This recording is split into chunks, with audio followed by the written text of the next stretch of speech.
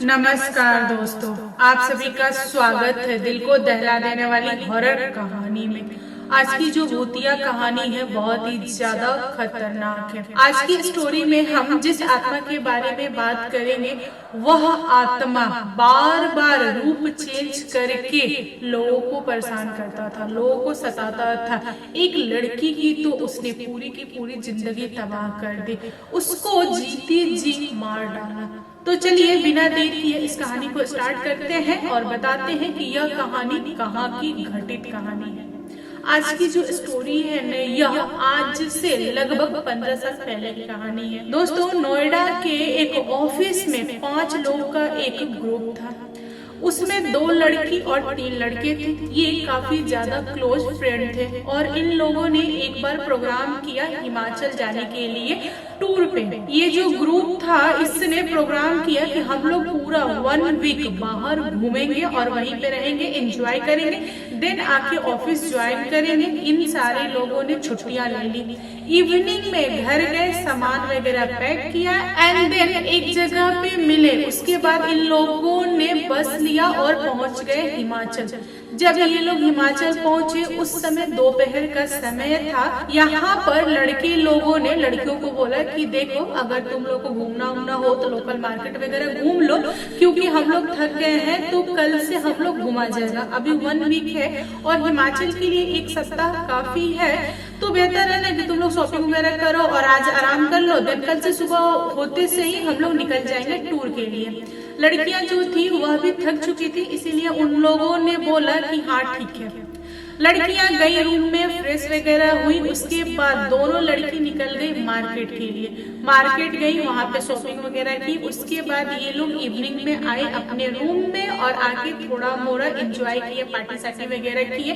दोस्तों, इस ग्रुप में एक लड़का है जिसका नाम है संजीव और वह प्यार करता है रिया नाम की एक लड़की से जो कि इस ग्रुप की मेंबर है। ये दोनों एक दूसरे से काफी समय से प्यार करते हैं, बट एक दूसरे को कभी इन लोगों ने प्रपोज नहीं किया। रिया ने जब सुना इस टूर प्लान का तो वह बहुत ज्यादा खुश हुई। उसने सोचा कि मौका देखकर हिमाचल में मैं उसे अपने दिल की बात बोल दूंगी। सेम यही चीज संजीव ने भी सोचा, इसीलिए दोनों रेडी हो गए और बहुत ज्यादा एक्साइटेड थे। रात के करीबन 8 साढ़े 8 का समय था और रिया बहुत ज्यादा थक गई थी, इसीलिए अपनी दोस्त को छोड़कर यह अपने रूम में आ गई। रिया की जो फ्रेंड थी वह किसी के साथ रूम शेयर कर रही थी, मतलब अपने बॉयफ्रेंड के साथ रूम शेयर कर रही थी। संजीव और एक और लड़का था जो एक साथ रूम शेयर कर रहे थे और रिया ने एक सिंगल रूम अपने लिए लिया था। रिया को बहुत ही तेज की नींद आ रही थी, इसीलिए वह आज थोड़ा जल्दी ही सो गई। रात के 10:30 से 11 के बीच का समय था। रिया का गेट बजता है, रिया उठती है, गेट खोलती है, वह नींद में है। तभी उसने पाया कि सामने संजीव खड़ा है। वो पूछ रही है संजीव से कि अरे तुम यहाँ पे कोई काम था, क्या करने आए हो, कुछ बात है बोलो। और वह अंदर ही अंदर शर्मा रही है और सोच रही है कि शायद यह अपने दिल की बात बोलने आया है। संजीव थोड़ा डरता था, रिया को नहीं बोल पाता था दिल की बातें। उसको लगता था ना कि कहीं रिजेक्ट ना कर दे, कहीं हमारी दोस्ती ना खराब हो जाए, मतलब वह बहुत तरह की बातें सोचता था। और इधर रिया चाहती थी कि लड़का है तो वही प्रपोज करे। मतलब ऐसे करते करते इन लोगों को साथ में रहते कुछ समय बीत चुका था। तभी संजीव ने बोला रिया को कि रिया एक काम करो, तुम मेरे साथ चलो, मैं तुम्हें कुछ बताना चाहता हूँ, कुछ दिखाना चाहता हूँ। रिया ने पूछा क्या? संजीव बोला कि एक शब्द भी मत बोलो, चुपचाप मुझे फॉलो करो। मुझ पे विश्वास नहीं है क्या? मैं तुम्हें ऐसे वैसे जगह पे नहीं ले जाऊंगा, मैं तुम्हें कहीं एकांत जगह पे ले जाऊंगा। मुझे कुछ इम्पोर्टेंट चीज डिस्कस करनी है तुम्हारे साथ। रिया बहुत ज्यादा खुश हो गई, उसको लगा कि आज तो ये बोल देगा।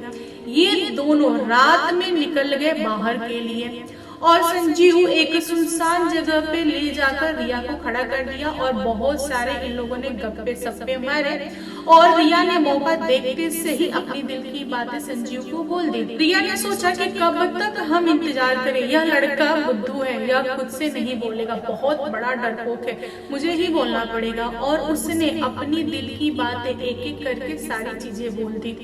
रिया ने बोला कि देखो संजीव, मैं तुम्हारा साथ कभी नहीं छोड़ूंगी, मैं तुम्हें फर्स्ट डे से पसंद करती हूँ, क्या तुम मुझसे प्यार करोगे, मुझसे शादी करोगे? देन संजीव ने बोला कि हाँ करूंगा, लेकिन तुम सोच लो, सोच समझ के बोलो, क्योंकि मैंने एक बार हामी भरी ना तो मैं पूरा लाइफ निभाऊंगा, मैं तुम्हें कभी नहीं छोड़ूंगा, क्या तुम मुझे अपनाओगी?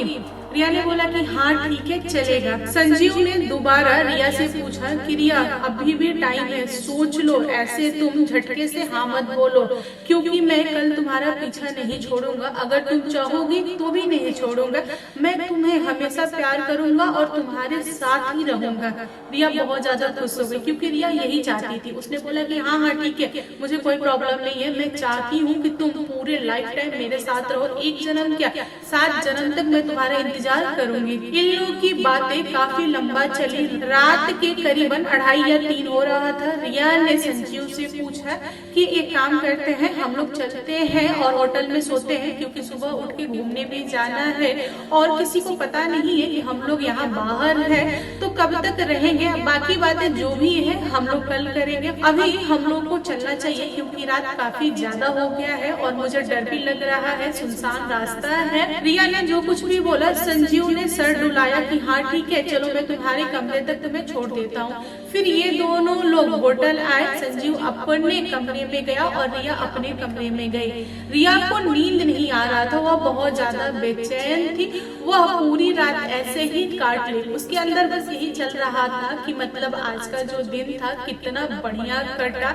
मतलब मैं इसे कभी नहीं भूल सकती। वह अलग अलग टाइप की चीजें सोच रही थी, उसके अंदर खुशी का ज्वार फूटा हुआ था। फिर सुबह हुआ, सारे लोग रेडी हुए और निकल गए घूमने के लिए। जब इवनिंग में घूम घाम के लोग पहुंचे होटल, तभी दोबारा रिया का बेल बजता है और रिया पाती है कि संजीव सामने खड़ा है। संजीव ने एक शब्द भी कुछ नहीं बोला, उसने रिया का हाथ पकड़ा और लेकर दूसरे कमरे में पहुंचा, जहां पर पहले से ही रिया के दोस्त मौजूद थे। रिया ने जब कमरे को देखा तो वह चौंक गई, वह अंदर ही अंदर खुश हो रही थी। उसने सोचा कि शायद आज मेरा जो बॉयफ्रेंड है सबके सामने मुझे प्रपोज करने वाला है, और हुआ भी कुछ ऐसा ही। संजीव सबके सामने घुटनों पे आके फूल और रिंग के साथ प्रपोज किया रिया को। संजीव ने रिया से पूछा कि क्या तुम मुझसे शादी करोगी? रिया ने 1 सेकंड भी नहीं लिया हाँ बोलने में, उसने बोला कि हाँ, 1 जन्म नहीं 7 जन्म करूंगी, लेकिन सिर्फ और सिर्फ तुम्ही से करूंगी, क्योंकि मैं तुमसे बहुत ज्यादा प्यार करती हूँ। कमरे में जितने लोग थे सारे लोग खुश हुए और एक दूसरे को देखते हुए ताली बजाए। इस खुशी की बात के बाद सारे लोगों ने मिलके पार्टी सार्टी किए, इन लोगों ने थोड़ा मोड़ा पिया भी। रात के 12 साढ़े 12 हो रहा था, रिया को नींद आई तो रिया ने बोला संजीव को कि मैं जा रही हूँ अपने रूम में सोने के लिए। संजीव बोला कि हाँ ठीक है जल्दी सो, तभी तो सुबह उठ के फिर हम लोग घूमने जाएंगे। ये एक दूसरे को बाय बोल के रिया आती है अपने कमरे में सो जाती है और बाकी लोग भी अपने अपने कमरे में जाके सो जाते हैं। फिर अगली सुबह सारे लोग उठते हैं 8 से 9 के बीच में और तैयार वगैरह होकर एक जगह पे इंतजार करते हैं रिया का। लोग पाते हैं कि रिया नीचे तो उतरी नहीं। फिर इन लोगों को डाउट होता है कि रिया इतने समय तक तो नहीं सोती है, उसको पता है कि इस समय से घूमने जाना है, कहीं बीमार तो नहीं पड़ गई ना, कहीं उसे कुछ हो तो नहीं गया ना, वह रूम से क्यों नहीं नीचे आ रही। संजीव ने बोला कि ठीक है चलो चल के देखते हैं। सारे लोग रिया के कमरे में गए तो उन लोगों ने पाया कि रिया का जो गेट है अंदर से बंद है। फिर रिसेप्शन से चाबी मंगा के रूम खोला गया तो उन लोगों ने देखा कि रिया बेड के नीचे गिरी हुई है और बहुत ज्यादा घायल है, वह बेहोश पड़ी है। संजीव की तो हालत खराब। वह तुरंत एम्बुलेंस बुलाता है और लेकर भागता है हॉस्पिटल। हॉस्पिटल जाने के बाद से उसका इलाज होता है। जब वह लड़की होश में आती है तो संजीव को देखते से ही दूरी बना लेती है। वह डरने लगती है संजीव से। लोगों को समझ में नहीं आता कि क्यों डर रही है अपने ही बॉयफ्रेंड से। जब नॉर्मल होती है तब वह धीरे धीरे अपनी दोस्त को, जो लड़की आई थी साथ में, उसको बताती है कि संजीव आया था रात में और बहुत ही ज्यादा नशे की हालत में था, उसने मेरे साथ जबरदस्ती करने की कोशिश किया, प्लस मुझे बहुत ही ज्यादा मारा है, पीटा है, उसने ही यह सारी चीजें किया है। मैं उससे बात नहीं करना चाहती, उसे कहो कि हॉस्पिटल से चला जाए। लोगों को विश्वास नहीं हुआ कि बॉयफ्रेंड होकर इतना ज्यादा कैसे कर सकता है। उसके ही ग्रुप के उसके ही दोस्त यह नहीं समझ पा रहे थे कि रिया सच बोल रही है या संजीव सच बोल रहा है। संजीव बार बार बोल रहा था कि नहीं, मैंने नहीं मारा है, मैं तुम्हारे कमरे में नहीं गया, झूठ मत बोलो, मैं तुमसे प्यार करता हूँ, मैंने तुम्हें प्रपोज किया है, मैं ऐसा क्यों करूंगा, तुम मेरे लिए जान से बढ़कर हो, मैं ऐसा नहीं कर सकता, मैं इस टाइप का लड़का नहीं हूँ। लेकिन लोगों ने उसके बात का विश्वास नहीं किया। इन लोगों का जो ट्रिप था बहुत ही ज्यादा बेकार हो गया। इसकी वजह से ये सारे लोग लौटने का फैसला करते हैं। दोस्तों, रिया पहुंचती है अपने घर, जहां पर उसकी दादी और उसके पापा रहते हैं। रिया की कोई माँ नहीं है। रिया दादी से मिलती है और दादी को सब कुछ बताती है कि दादी देखो ना, ऐसा ऐसा हुआ है, इवनिंग में संजीव ने मुझे प्रपोज किया और रात में बहुत ज्यादा मारा है, इतना बुरा कर दिया, मैं उससे कभी नहीं मिलना चाहती, वह इंसान अच्छा नहीं है। यहाँ पर दादी को भी गुस्सा आया। उन्होंने बोला कि देख, तू ना संजीव से दूरी बना के रह, अगर तुझे जरूरत पड़े तो ऑफिस भी छोड़ दे, तू घर पे रहे, तुझे दूसरी नौकरी मिल जाएगी, हम तुम्हारे लिए अच्छा लड़का देखेंगे, उसे भूल जाओ, उसमें कुछ नहीं है। मैं तो तुम्हें स्टार्टिंग से बोलती थी कि संजीव अच्छा नहीं है, छोड़ दो, लेकिन तुम तो कभी मेरी सुनी नहीं। रिया अंदर ही अंदर पछता रही थी। उसको प्यार तो बहुत है, लेकिन वह उस रात का कांड नहीं भूल पा रही थी जिस हिसाब से संजीव ने उसके साथ बुरा किया। रिया ऑफिस जाना बंद कर दी। इधर संजीव बहुत ही ज्यादा परेशान था। उसको समझ में नहीं आ रहा था कि रिया को क्या हुआ है, वह क्यों गलत समझ रही है मुझे, मैंने ऐसा कुछ भी नहीं किया। वह बार बार रिया के घर पे गया रिया को मनाने के लिए, लेकिन रिया मानी नहीं। रिया के अंदर न अजीब तरह का उलझन चल रहा था। धीरे धीरे कुछ समय बीता। रिया ने धीरे से एक्सेप्ट किया संजीव को। रिया ने संजीव को बोला कि हाँ ठीक है, मैं तुम्हें पहले जांचूंगी, अगर तुम सही निकले तब मैं तुमसे शादी करूंगी, मुझे कुछ समय चाहिए, तुम मेरे साथ रहो, मुझे कोई प्रॉब्लम नहीं है, बट मुझे शादी के लिए थोड़ा समय चाहिए। संजीव ने भी हामी भर दिया, बोला कि तुम्हें जितना समय चाहिए तुम लो, मुझे कोई प्रॉब्लम नहीं है, मैं पूरी लाइफ देने के लिए तैयार हूँ। यहाँ पर फिर ये दोनों एक दूसरे के क्लोज आ गए। दिन का समय था, सब कुछ सही रहा। देन संजीव इवनिंग में चला गया अपने घर। रिया खा के पी के आराम से सो गई। आधी रात को उसके कमरे में दोबारा संजीव जाता है और रिया को फिर से बहुत ज्यादा मारता है, पीटता है बहुत ज्यादा। यहाँ पर रिया फिर से बेहोश। अगली सुबह जब उसके घर वालों ने देखा कि लड़की बेहोश है तो डॉक्टर को बुलाया गया। डॉक्टर ने देखा तो डॉक्टर ने बोला कि किसी इंसान ने निर्दयी की तरह मारा है। इस तरह से लड़की को कोई पीटेगा तो लड़की बचेगी नहीं, इसकी कंडीशन बहुत ज्यादा खराब है। रिया के पापा भी गुस्सा आ गए, रिया की दादी भी गुस्सा आ गई और रिया ने घर वालों को बताया कि रात में जबरदस्ती संजीव घुसा था कमरे में और उसने ये सारी चीजें की हैं। घर वालों का पारा बहुत ज्यादा गर्म था। यहाँ पर रिया के पापा ने पुलिस को इन्फॉर्म किया। उसके बाद संजीव आया। फिर पुलिस ने संजीव से पूछा तो संजीव ने सिर्फ और सिर्फ एक ही बात बोला कि नहीं, मैंने कुछ भी नहीं किया, रिया के साथ जो कुछ भी हो रहा है इसमें मेरा हाथ नहीं है। लेकिन संजीव की बात किसी ने नहीं मानी। देन संजीव ने बोला रिया के पापा से कि आप अपना कैमरा चेक कीजिए, अगर मैं आपके घर में आया था तो कहीं ना कहीं तो दिखूंगा। कैमरा जब चेक हुआ तो संजीव दूर दूर तक कहीं भी दिखाई नहीं दिया। अगर संजीव रिया के घर में आया नहीं था तो रिया को इतना मारा पीटा कौन। यहाँ पर रिया की दादी ने रिया के पापा को शांत किया, पुलिस को भेजा, संजीव को भेजा। उसके बाद रिया की दादी ने रिया से पूछा कि मेरा बच्चा, तुझे क्या क्या दिक्कत है, तू मुझे बता, स्टार्टिंग से बता, तू कब मिली संजीव से और क्या क्या हुआ, तू कहाँ कहाँ गई उसके साथ, उसने कब तेरे साथ अच्छा व्यवहार किया, कब तेरे साथ बुरा व्यवहार किया, मुझे ना संजीव के बारे में जानना है। रिया स्टार्टिंग से लेकर आखिरी तक सब कुछ अपनी दादी को ईमानदारी से बता दी। यहाँ पर दादी को पूरा का पूरा मैटर समझ में आ गया। उन्होंने बोला कि ठीक है बेटा, मैं देखती हूँ कि मैं तेरे लिए क्या कर सकती हूँ। रिया की दादी उस दिन से रिया पर ध्यान देने लगी। हमेशा रिया पर ही उनकी नजर रहती थी। वह नोटिस करती थी कि रिया कहाँ जा रही है, क्या कर रही है, कैसे रह रही है, कैसे बातें कर रही है, क्या खा रही है, क्या नहीं खा रही है, उसको जो चीजें पसंद है वो कर रही है कि नहीं कर रही है, आखिर उसके साथ क्या समस्या है। जब दादी ने इन सारी चीजों को नोटिस किया तो उन्होंने पाया कि रिया एकदम उल्टा हो गई है। जैसे पहले वह लड़की थी वैसे तो है नहीं, वह एकदम से बदल गई है। आखिर इतना बड़ा बदलाव आया तो आया कैसे? उनका जो दिमाग था वह दर्द के मारे फट रहा था। उनके दिमाग में बस एक ही चीज चल रहा था। उनको ऐसा लग रहा था कि उनकी बेटी के ऊपर किसी भारी आत्मा का साया आ गया है। वह बूढ़ी औरत एक तांत्रिक को बुलाती है घर पे।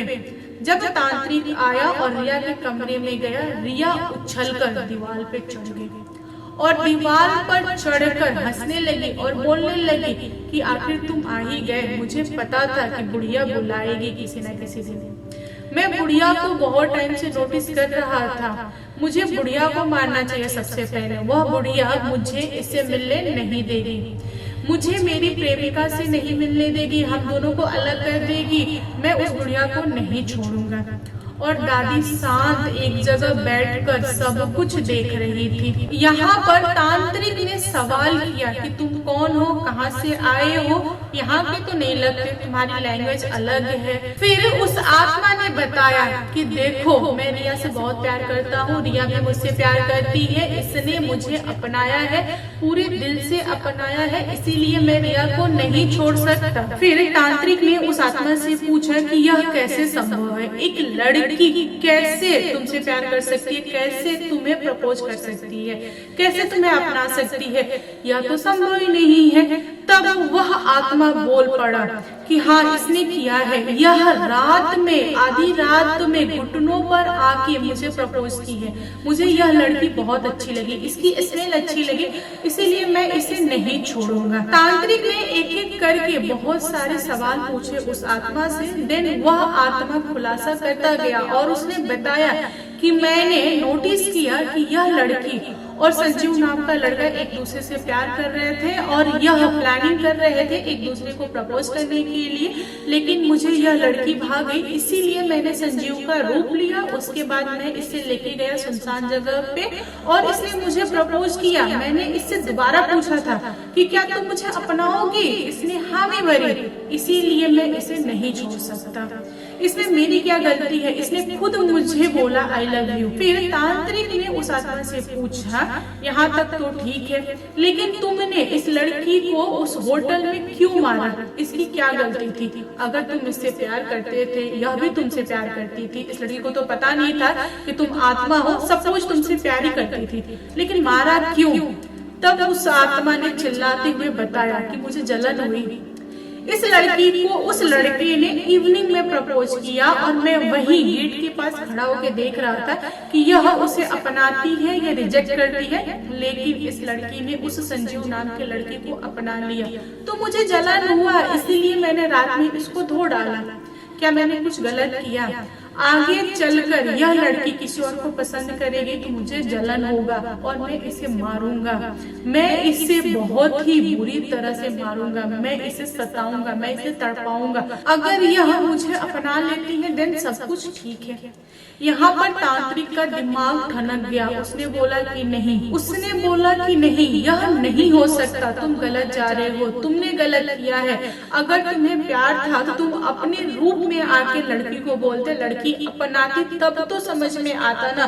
तुमने धोखा से उसे हासिल करने की कोशिश किया है, तुम उसके बॉयफ्रेंड का रूप लेके आए हो, इसीलिए उस लड़की का कहीं भी दोष नहीं है। उसने अपना बॉयफ्रेंड समझकर ही तुम्हें प्रपोज किया या फिर हाँ बोला, क्योंकि वह संजीव से प्यार करती है, तुमसे नहीं। तो गलत तो तुम हुए, तुमने गलत किया है, इसीलिए तुम्हें सजा मिलेगी। इसी बात पर तांत्रिक ने छड़ी निकाला और आत्मा को 2-3 छड़ी मारा। उसके बाद से जबरन पकड़ा और अपने साथ लेकर गया। उसके बाद से रिया जब होश में आई और उसको पता चला कि उसके साथ ऐसी ऐसी चीजें हुई हैं, देन उसको बहुत ज्यादा पछताव आया और वह भागती हुई गई संजीव के पास और जाके माफी मांगी और उसको सारी की सारी चीजें बताई। तब जाकर संजीव को समझ में आया कि उसके साथ यानी रिया के साथ क्या प्रॉब्लम था। तब संजीव ने भी रिया को एक्सेप्ट किया और बोला कि हम लोग को जल्दी से शादी कर लेना चाहिए, इसके पहले कि कोई और बवाल हो। इन दोनों ने कुछ महीनों बाद शादी किया और उसके बाद ये दोनों एक साथ खुशी खुशी रहने लगे। लेकिन रिया के अंदर एक छोटी सी प्रॉब्लम आ गई थी। वह आत्मा इतना ज्यादा टॉर्चर किया था कि रिया बहुत ज्यादा डरती थी, रात में डरती थी, कभी ना हरकतें अजीब करती थी, मानो जैसे कि वह पागल हो गई हो। कुछ समय के लिए, फिर कुछ समय के लिए वो ठीक हो जाती थी। उसके दिमाग पर यह बहुत ही ज्यादा गहरा असर छोड़ दिया था। फिर भी संजीव था उसके साथ उसको संभालने के लिए। तो दोस्तों, इस पर आपका क्या कहना है कमेंट करके बताइएगा। आज की जो भूतिया कहानी है यह गोरखपुर की सच्ची घटित घटना है। आज की जो स्टोरी है यह आज की करीबन 20 से 25 साल पहले की कहानी है। गोरखपुर में एक लड़की है, उसके साथ बहुत ज्यादा बुरा हुआ। उसके अपनों ने एक ऐसी आत्मा को उसके साथ बांध दिया। आज की स्टोरी में आप जिस आत्मा के बारे में जानेंगे यह आत्मा बहुत ही ज्यादा खतरनाक है। यह नॉर्मल भूत प्रेत आत्मा, प्रेत आत्मा, डायन इन सब से बढ़कर है। यह आत्मा आती है कभी कभार, लेकिन जाती है बहुत कुछ लेकर। तो चलिए बिना देर किए कहानी को स्टार्ट करते हैं। कहानी पसंद आएगी तो प्लीज मुझे सब्सक्राइब कीजिएगा। दोस्तों, कोमल नाम की लड़की है जो गोरखपुर में रहती है एक ज्वाइंट फैमिली के अंदर। वह अपने माता पिता की इकलौती संतान है। उसके साथ उसके बड़े पापा, बड़ी मम्मी एंड बड़े पापा के 4 बच्चे रहते हैं। धीरे धीरे एक एक करके कोमल के बड़े पापा के 4 बच्चों की शादी हो जाती है, धूमधाम से होती है, अच्छे से हो जाती है। अब बारी आती है कोमल की शादी की। कोमल शादी के लायक हो गई थी, उसने अपनी पढ़ाई वगैरह पूरा कंप्लीट कर लिया था। तो कोमल की मम्मी ने एक अच्छा रिश्ता देखा। लड़का जो था वह सरकारी काम करता था, बट उससे तिलक अच्छा खासा चाहिए था जो कि कोमल के पापा और मम्मी नहीं कर पा रहे थे।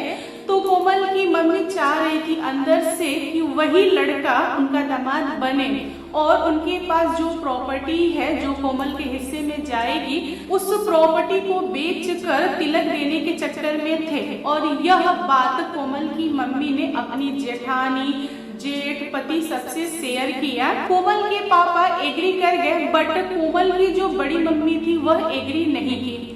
उन्होंने कोमल की मम्मी को बोला कि देखो, एक काम करो, कोई अच्छा खासा लड़का देखकर शादी कर दो, प्राइवेट में भी तो अच्छे लड़के मिल जाते हैं, तुम सरकारी के पीछे क्यों जा रही हो? मेरे दोनों दामाद को देखो, वे कितने अच्छे हैं, प्राइवेट काम करते हैं, मेरी बेटी को मानते भी हैं, तुम भी इसी टाइप का देख के कर दो।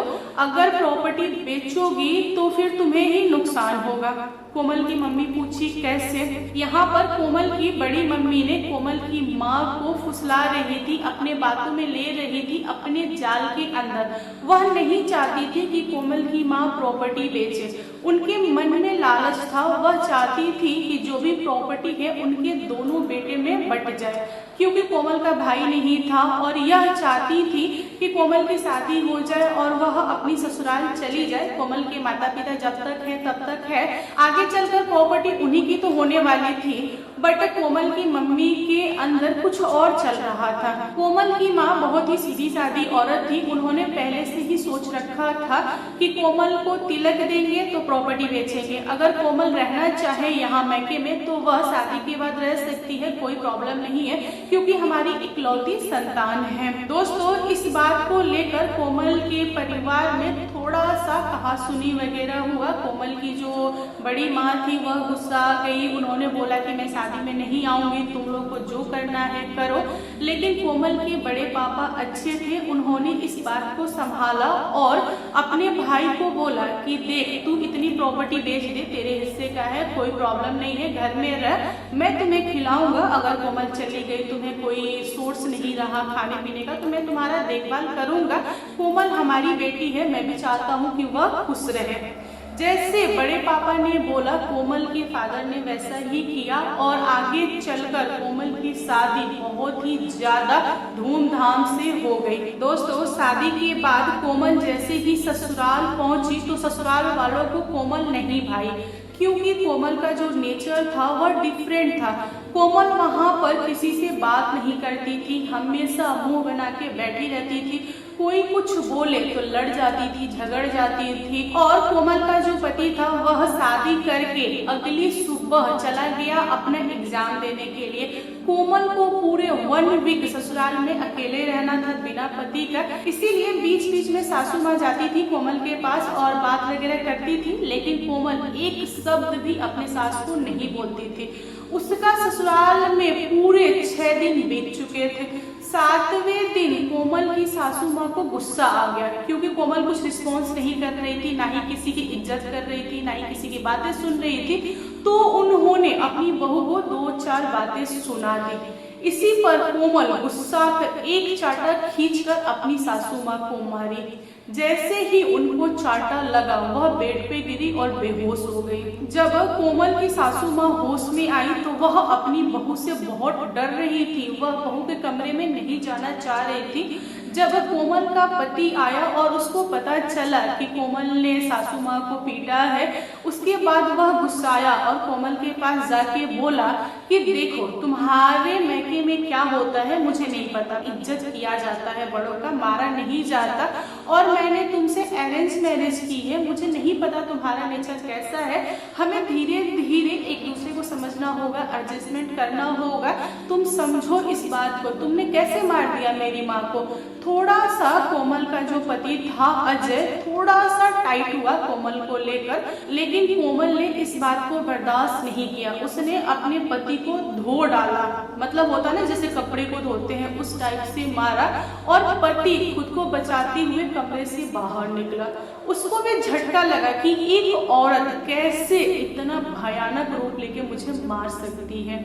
यह बात कोमल के माता पिता को पता चला तो वे लोग भागते हुए कोमल के ससुराल पहुंचे, और कोमल के माता पिता जब कोमल से मिले तो वह अपने माता पिता से भी बातें नहीं की। कोमल के माता पिता ने कोमल के ससुराल वालों को समझाया कि देखिए मेरी बेटी ऐसी नहीं है, बहुत ही शांत रहने वाली है, सबकी इज्जत करती है, सेवा करती है, इसका रूप अलग हो गया है, क्यों ऐसा हुआ पता नहीं, लेकिन आप लोग यकीन मानिए मेरी बेटी ऐसी बिल्कुल भी नहीं है, इसे क्या हुआ है हमें समझ में नहीं आ रहा है। एक काम करते हैं, हम अपनी बेटी को डॉक्टर से दिखाते हैं, शायद तो कुछ डॉक्टर बोल दे, हो सकता हो कहीं दिमाग का कोई प्रॉब्लम हो गया हो। लेकिन कोमल के ससुराल वाले एक ना सुने उसके माता पिता का, उन्होंने कोमल की विदाई कर दी और बोला कि अपने बेटी को अपने घर पे रखो, मैं अपने बेटा का दूसरी शादी करूंगी। कोमल के माता पिता के पास कोई ऑप्शन नहीं था, उन्होंने कोमल को घर पे लाया और उसके बाद अपनी बेटी को 2-4 बातें सुनाया उन लोगों ने, लेकिन कोमल ने कुछ भी रिएक्ट नहीं किया। वह कमरे के अंदर रहती थी, खुद को बंद करके रखती थी, सिर्फ और सिर्फ खाना वगैरह खाती थी टाइम टू टाइम, और खाना भी कुछ एक्स्ट्रा खाती थी, मानो जैसे कि 2-3 इंसान का खाना खाती हो, कुछ इस टाइप का। कोमल के घर वालों को उसका नेचर अजीब लग रहा था, लेकिन किसी को कुछ भी समझ नहीं रहा था। धीरे धीरे कोमल की दिन दशा खराब होती गई, खाना तो बहुत खाती थी फिर भी शरीर उसका गलता गया, और इस चीज को लेकर कोमल की माँ बहुत ज्यादा अंदर से दुखी रहती थी, अपनी बेटी के बारे में ही सोचती थी, लोगों से उसके बारे में ही बात करती थी। उनको ना ऐसे उम्मीद था कि कोई कुछ हल दे देगा। कोमल के पटीदार में एक बूढ़ी औरत थी जो कोमल की दादी लगती थी। वह औरत कोमल की माँ को बोली कि देखो बहू, तुमने डॉक्टर को तो दिखा दिया, बेटी को उसकी कुंडली वगैरह दिखा दिया, लेकिन तुमने किसी तांत्रिक से नहीं दिखाया। एक काम करो, तांत्रिक के पास ले जाओ या फिर उसे बुलाओ, शायद वह कुछ हल दे दे, क्योंकि जिस हिसाब से तुम्हारी बेटी का शरीर गल रहा है, मुझे तो ऐसा लग रहा है कि कोई भारी उपरवार तुम्हारी बेटी को धीरे धीरे धीरे खा रहा है। तुम्हारी बेटी ज्यादा दिन तक नहीं बचेगी अगर तुम इस चीज को नहीं संभालोगे तो। कोमल की माँ के रोंगटे खड़े हो गए यह बात सुनते से ही। उन्होंने उस बूढ़ी औरत से पूछा कि अगर आपके जानकार में कोई तांत्रिक हो तो बताइए, हम उससे भी बुलाकर और यह सब कुछ करके देख लेते हैं कि एक्चुअल में बात क्या है। बूढ़ी औरत ने एड्रेस वगैरह दिया। एक तांत्रिक आया कोमल के घर पे और तांत्रिक को कोमल के पूरे फैमिली को आंगन में बैठाकर उस तांत्रिक ने कोमल से बहुत सारे सवाल किए। कोमल स्टार्टिंग में ड्रामा कर रही थी, कभी इधर भागती थी कभी उधर भागती थी, लेकिन तांत्रिक ने एक गोला बनाया, उस गोला के बीच में पीढ़ा रखा और वहां पर कोमल को बैठाया। चारों तरफ नींबू काट के रखा, सिंदूर रखा, अक्षत रखा, लौंग रखा। यह सब कुछ सेट करके कोमल को बैठाकर कोमल से बात कर रहा था। घर वालों को उम्मीद नहीं था कि कोमल के अंदर से कुछ और निकलेगा। कोमल का एक भयानक रूप प्रकट हुआ और वह रूप जब घर वालों ने देखा तो वे डर गए। कोमल ने उन सारी चीजों का जवाब दिया जो तांत्रिक पूछ रहा था। तांत्रिक ने सवाल किया कि तुम कहाँ से आए हो, तुम्हें किसने भेजा है। पहले तो कोमल हिचकिचाई, नहीं बोली, लेकिन बाद में उस आत्मा ने बताया कि मैं कहीं बाहर से नहीं आया हूँ, मुझे इसी घर के इंसान ने कोमल के साथ बांध दिया है, तो मैं कोमल के साथ ही रहूंगा जब तक कोमल इस दुनिया से नहीं चली जाती। तांत्रिक का माथा गर्म हो गया। उसने बोला कि हाँ मुझे पता है, क्योंकि मैं तुम्हें देखते से ही समझ गया था कि तुम कौन हो, लेकिन मैं इंतजार कर रहा था कि तुम आराम से छोड़ के चले जाओ, लेकिन तुम ऐसे नहीं जाओगे, ऐसे नहीं मानोगे। चलो मैं तुम्हारा सामना करता हूँ। तांत्रिक ने छड़ी निकाला और उस आत्मा को कई छड़ी मारा। तब जाकर आत्मा नॉर्मल हुई और उसने बताया कि कोमल की जो बड़ी माँ है उन्होंने मुझे बांध दिया है कोमल के साथ। फिर घर वालों ने कोमल की बड़ी माँ से सवाल किया तो उन्होंने डर के मारे बोला कि हाँ गलती मेरी है, मैंने ही कोमल के साथ लगा दिया। घर वालों ने पूछा कैसे और क्यों। तब कोमल की बड़ी माँ ने खुलासा किया कि कोमल शादी करके जा रही थी, विदाई के टाइम पे तो मैंने उसका आंचल ऐसे मसल दिया था, तभी यह आत्मा उसके साथ लग गया था। कोमल की माँ रोती हुई एक चाटा खींच के अपनी जेठानी को दी और पूछी कि तुम्हारे पास यह आत्मा आया तो आया कहाँ से, क्योंकि तुम तो नॉर्मल हो, तुम तो डायन वगैरह हो नहीं, तो कैसे यह आत्मा तुम्हारे पास आया। तब कोमल की बड़ी माँ ने बताया कि देखो मुझे कोमल से कोई दुश्मनी नहीं थी, लेकिन तुमने दुश्मनी पैदा किया, तुमने सारी प्रॉपर्टी बेचकर कोमल की शादी किया, वो भी सरकारी लड़के से, तो तुम्हारी बेटी खुश रहे, जीवन भर पैसों में रहे, ऐश करे।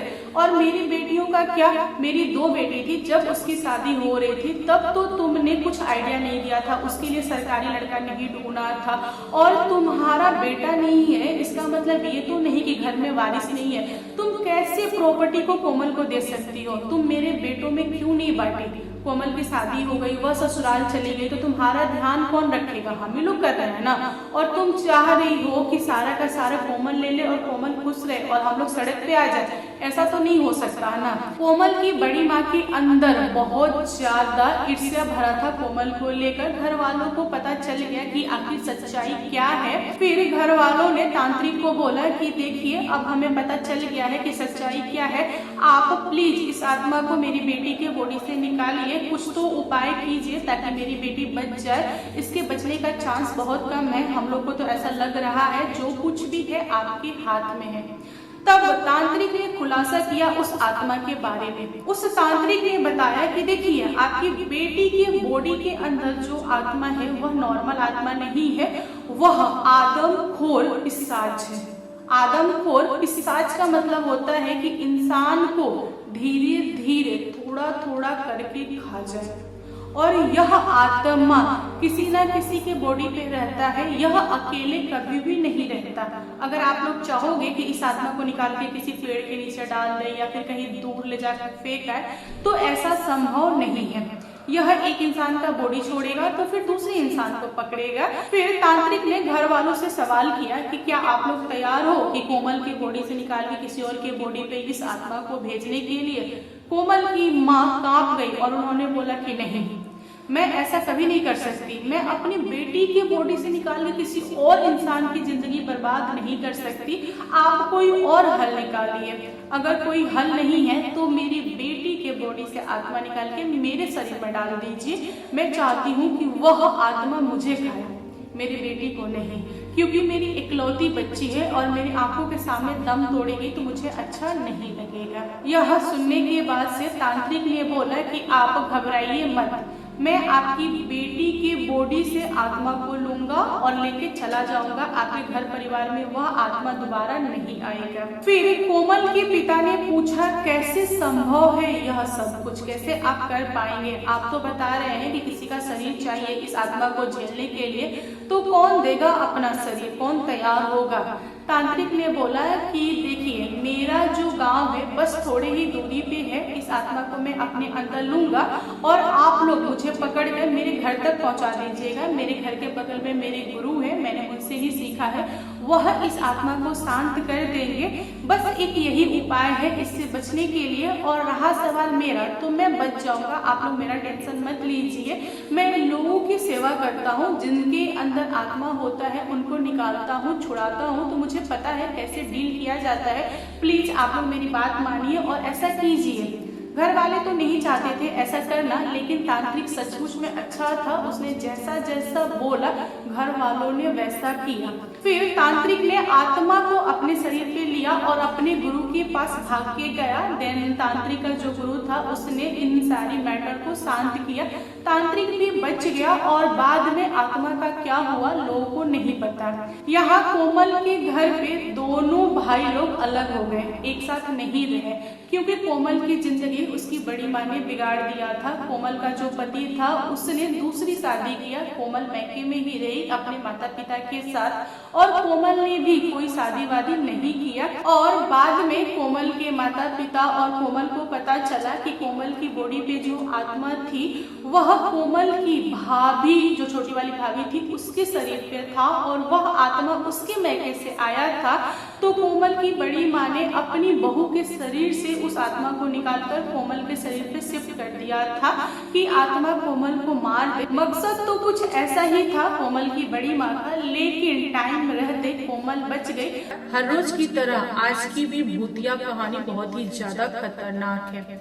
आज मैं आप लोग के साथ शेयर करने वाली हूँ कानपुर की सच्ची घटित भूतिया कहानी। हाँ जी दोस्तों, कानपुर में एक बहुत ही भयानक वाला कांड हो गया, जिसके बारे में कभी भी किसी ने अंदाजा तक नहीं लगाया था कि हाँ ऐसा भी हो सकता है। मात्र एक भूत जिसने सबके नाक में दम करके रखा था, उस आत्मा का कोई भी सामना नहीं कर पा रहा था। वह आत्मा बहुत सारे निर्दोष लोगों को मार चुकी थी और उस पर किसी का भी कंट्रोल नहीं था। उसके सामने बड़े बड़े तांत्रिक तक घुटना टेक दिए। तो चलिए बिना देर किए इस कहानी को स्टार्ट करते हैं और बताते हैं कि आखिर उस आत्मा ने ये सब क्यों किया, किसके कहने पे किया, उसके मन में क्या था, उसने इतने सारे लोगों को क्यों मारा, आखिर चाहता क्या था। कानपुर में झूला नाम की एक लड़की थी जो कि 16 साल की थी और वह 10वीं में पढ़ती थी और अपने सौतेले पिता, माँ और 2 भाई के साथ रहती थी। झूला के सौतेले पिता झूला को पसंद नहीं करते थे। रीजन बस एक ही था कि वह उनकी खून नहीं थी, उनकी वाइफ की बेटी थी जो कहीं और से आई थी। बस शादी करने की वजह से झूला को अपने घर में रखना पड़ता था। वह झूला को 1 सेकंड के लिए भी नहीं देख सकते थे, एकदम चिड़चिड़ मचा रहता था। झूला भी अपने फादर से यानी सौतेले पिता से बहुत ज्यादा नफरत करती थी, वह भी उनके सामने नहीं जाती थी। झूला जब 12 साल की थी तभी से उसके सौतेले पिता उसकी शादी की प्लानिंग कर रहे थे, लेकिन उनकी वाइफ ने रोक दिया था। इसी की वजह से घर में बहुत ज्यादा क्लेश होता था। झूला के सौतेले पिता चाहते थे कि झूला की शादी हो जाए और वह इस घर से चली जाए, तब जाके उनको सुकून मिलेगा, लेकिन ऐसा हो नहीं रहा था। झूला धीरे धीरे 16 साल की हो चुकी थी और घर में रोज कलेश देख देख कर वह स्कूल में ही रहती थी या फिर अपने गांव के नजदीकी तालाब के पास जाके बैठती थी। घर पर सिर्फ काम के लिए आती थी, काम हो गया फिर वो निकल गई। कुछ इस तरह की उसकी जिंदगी चल रही थी। वह ज्यादातर अकेले रहती थी और खुद को कोसती थी कि मैं जीवित क्यों हूँ, भगवान ने मुझे ऐसा क्यों बनाया, मेरे साथ इतना अन्याय क्यों किया। उसको समझ में नहीं आता था कि इन सब में उसकी क्या गलती है। वह अपने माँ के बहुत क्लोज थी क्योंकि उसके जो पिता थे उसकी माँ पे हाथ उठाते थे, इसीलिए वह नहीं चाहती थी अपनी माँ को छोड़ के जाना। लेकिन झूला के पिता ने उसकी शादी फिक्स कर दी 16 साल के एज में। उन्होंने अपनी वाइफ को बोल दिया कि अगर तुम शादी से इनकार करोगी तो तुम अपनी बेटी को लेकर इस घर से निकल जाओ। जो मेरे दोनों बेटे हैं वे मेरे साथ रहेंगे, मैं तुम्हें छोड़ दूंगा।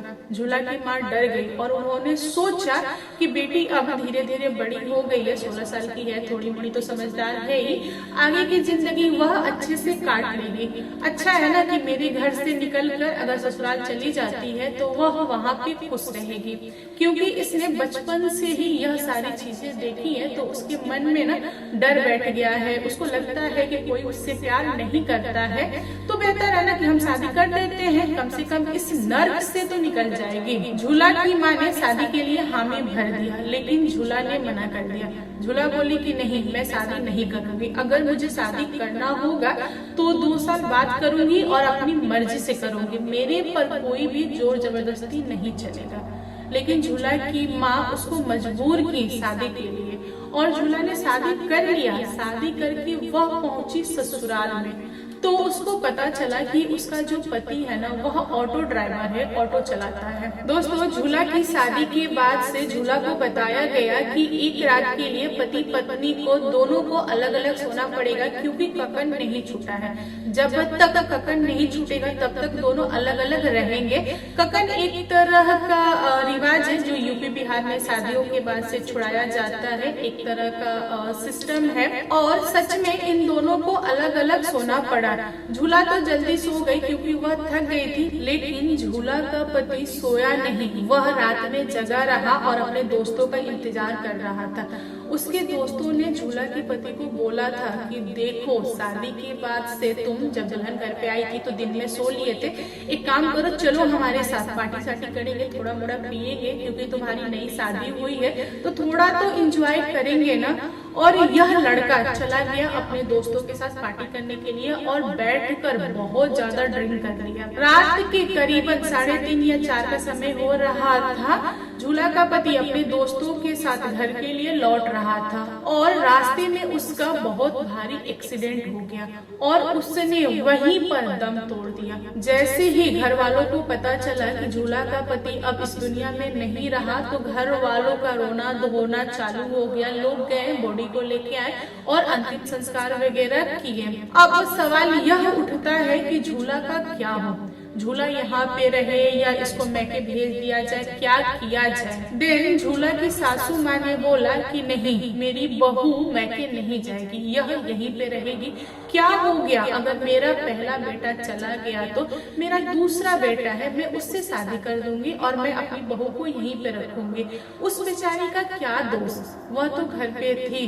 मेरा बेटा रात में गया, वह नशे के हालत में था, उसकी एक्सीडेंट हुई, इसमें इसका क्या दोष है। झूला की सासू माँ को किसी ने बताया कि देखिए, अभी आपका बड़ा बेटा गुजरा है, आप तुरंत छोटे वाले से शादी नहीं कर सकती, कम से कम आपको 1 साल के लिए रुकना पड़ेगा, साल चेंज होगा तब आप शादी कर सकती हैं। तो झूला की सास बोलने की ठीक है, कोई प्रॉब्लम नहीं है, तब तक बहू घर में ही रहेगी। फिर यहाँ पर घर वालों ने जैसा सोचा वैसा ही किया। 1 साल के बाद से झूला की मंदिर में उसके देवर के साथ शादी हो गई।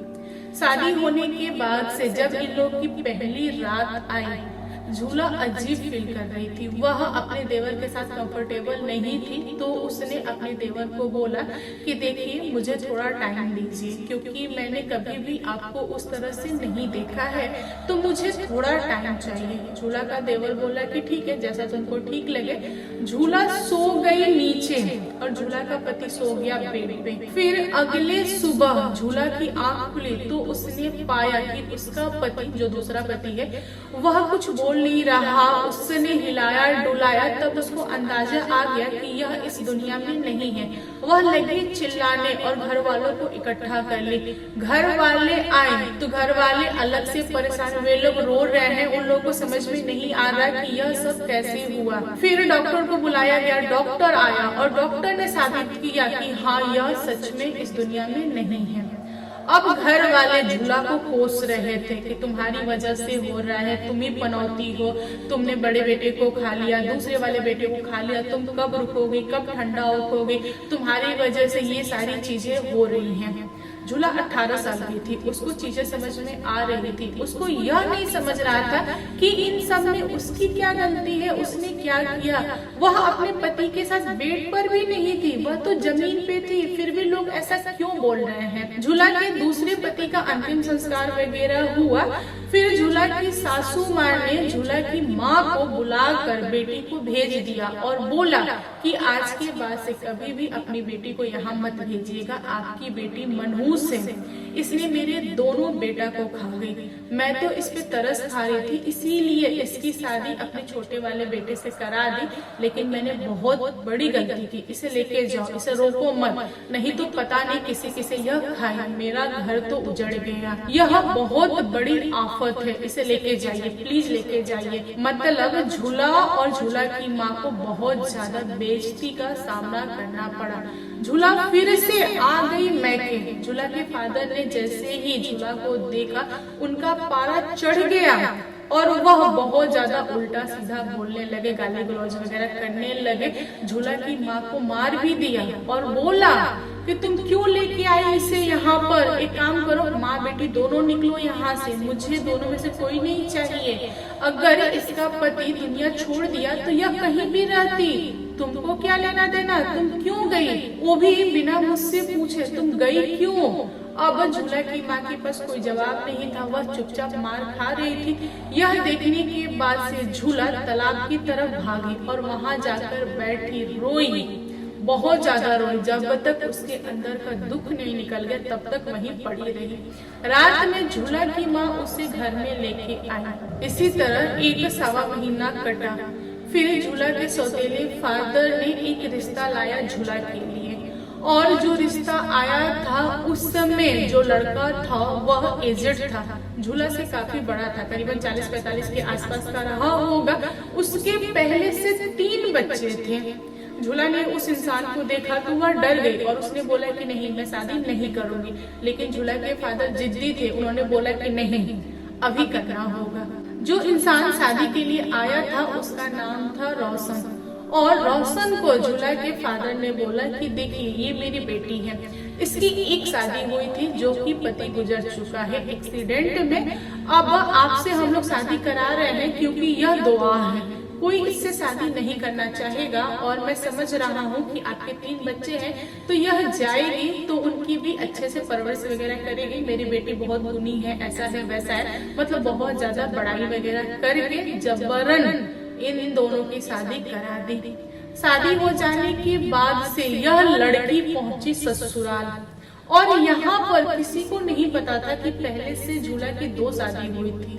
मतलब पूरे गांव वालों को बस यही पता था कि झूला की एक शादी हुई थी, वो भी बारात आया था घर पे। उसके बाद उसके ससुराल में क्या हुआ झूला के मैके वालों को नहीं पता, और न ही उसके नए ससुराल में किसी को पता चला। जैसे ही रात हुई झूला का पति, तीसरा पति पहुंचा झूला के पास, और उसके जो इरादे थे ना थोड़े अलग थे। वह गया और बोला झूला को कि देखो आज से तुम मेरी बीवी हो, तुम्हें जो जो बोलूंगा तुम्हें करना पड़ेगा। झूला बोली कि ठीक है सब करूंगी, लेकिन आप मुझसे दूरी बना के रहिए। मैं सचमुच के शुभ नहीं हूँ, अपशकुनी हूँ लोगों के लिए। अगर आप मेरे क्लोज आएंगे तो आपके साथ भी कुछ हो जाएगा। तो यह बर्दाश्त के बाहर का है। मैंने बचपन से सिर्फ और सिर्फ दुख ही देखा है। मैं लोगों के लिए हमेशा अनलकी रही हूँ, तो आप दूरी बना के रहिए। लेकिन वह इंसान एक नहीं सुना। उसने झूला को टच करने की कोशिश किया, तभी उसको एक चाटा खींच के लगा। उसको समझा नहीं कि कैसे और किसने उसे मारा। उसने इस चीज को इग्नोर किया। फिर वह झूला के क्लोज गया, तभी उसको फिर से एक चाटा पड़ा। यहाँ पर झूला के पति को, जो तीसरा पति था, उसको लगा कि यह सब झूला कर रही है, इसीलिए उसने झूला के साथ जबरदस्ती करने लगा। इसी पर एक परछाई सामने आई और उस परछाई ने इस इंसान का ऐसे गला पकड़ा और ऊपर उठा दिया। झूला चिल्ला रही है कि छोड़ो छोड़ो, कौन हो, क्यों पकड़ रहे हो, छोड़ दो इसे, क्यों मार रहे हो, इसने क्या गलती किया है, जाने दो। लेकिन वह परछाई छोड़ा नहीं। जब परछाई ने छोड़ा, झूला का तीसरा पति जमीन पे गिरा और गिरने के बाद से लगा कराहने। उसको बहुत तेज की चोट लगी थी। जो परछाई थी वह झूला के पति के छाती पर बैठकर उसका गला दबा रही थी। झूला परछाई को पकड़ने की कोशिश कर रही थी, लेकिन पकड़ नहीं पा रही थी। फिर होना क्या था, झूला का तीसरा पति भी उस रात दुनिया छोड़ दिया। यहाँ पर झूला को सब कुछ समझ में आ गया कि उसके साथ यह सब क्या हो रहा है। उसको लग गया कि कोई आत्मा है जो मेरे पीछे है और वह नहीं चाहता कि मैं किसी के साथ सोऊं, इसीलिए यह सब कुछ हो रहा है। मेरे तीनों पति ऐसे ही दुनिया नहीं छोड़े, उन्हें मारा गया है। वह चिल्ला चिल्ला के पूछ रही थी कि कौन हो, सामने आओ, मुझे बात करनी है, कहाँ चले गए, आखिर तुमने ऐसा क्यों किया, मेरी क्या गलती है, क्या करूं मैं। लेकिन कहीं से भी कुछ भी दिखाई नहीं दिया, कहीं से कोई जवाब नहीं आया।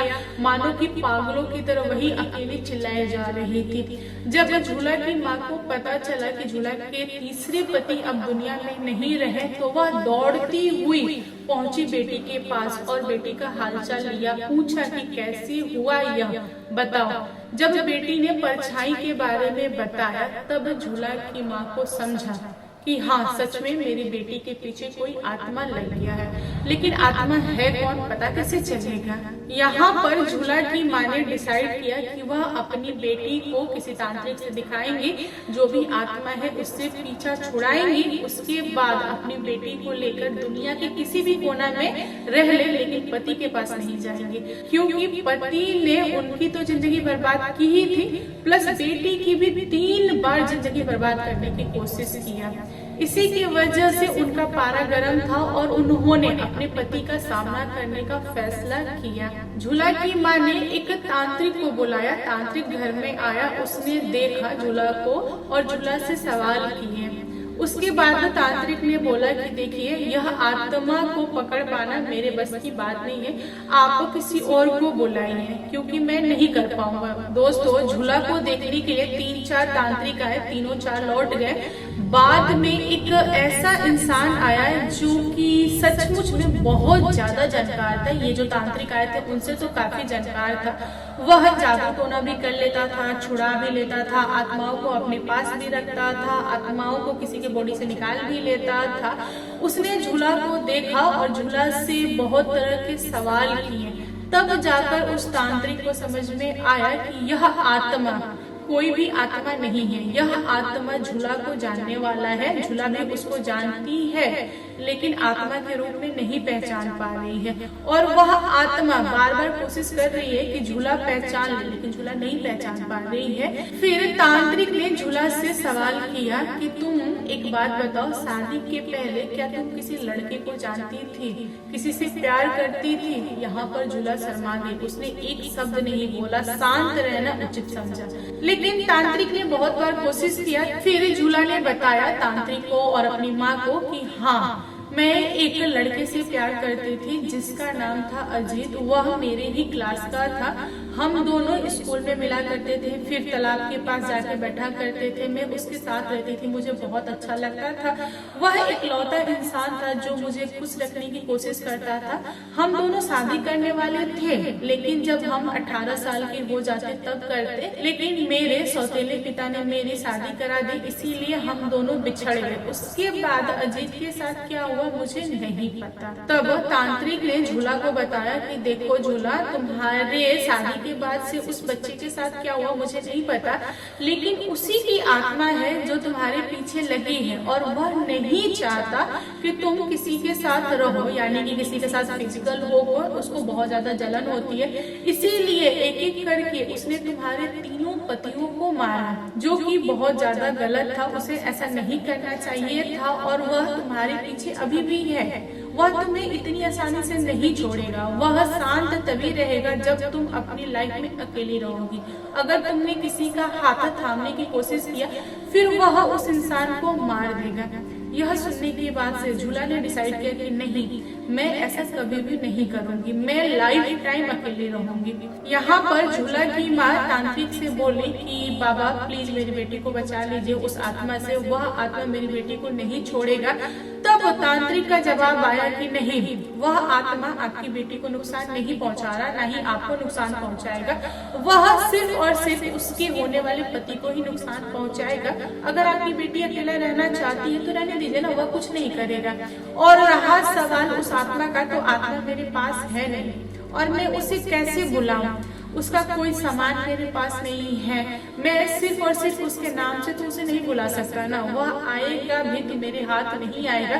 तो बेहतर है कि इसको आप लोग ऐसे ही डील कीजिए। फिर उस दिन के बाद से झूला अपनी माँ और जो तीसरे पति के 2 बच्चे थे उनके साथ रहने लगी, एक अच्छी लाइफ जीने लगी। यहाँ पर झूला अपनी पूरी जिंदगी में उसने 4 शादी नहीं किया, वह अकेली ही रही और उसने अपने प्रेमी के बारे में पता लगाने की कोशिश की कि आखिर उसके साथ ऐसा क्या हुआ, उसने खुद को मारा या उसके साथ कुछ हुआ था। फिर झूला को पता चला कि उसका जो प्रेमी था वह तालाब के किनारे बैठा था और बरसात का मौसम था, बिजली चमकी थी, बिजली गिर गई थी उसके ऊपर और वह इंसान वहीं पर दम तोड़ दिया।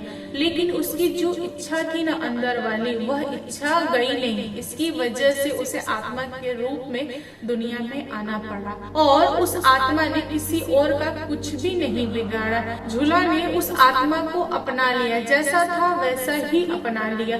तो दोस्तों इस पर आप लोग का क्या कहना है कमेंट करके बताइएगा। दोस्तों आज की स्टोरी कैसी लगी कमेंट करके बताइएगा। आज की कहानी बहुत ही ज्यादा खतरनाक है। जब मैंने इस स्टोरी को पढ़ा सच में मेरा जो रूह है ना अंदर से कांप गया। इस टाइप की घटनाएं शायद ही घटती होंगी। आज की जो भूतिया कहानी है यह साउथ की सच्ची घटित कहानी है। इस स्टोरी को महालक्ष्मी जी ने मुझे इंस्टा पे शेयर किया। उन्होंने बताया कि वह दुनिया को बताना चाहती हैं इस घटना के बारे में।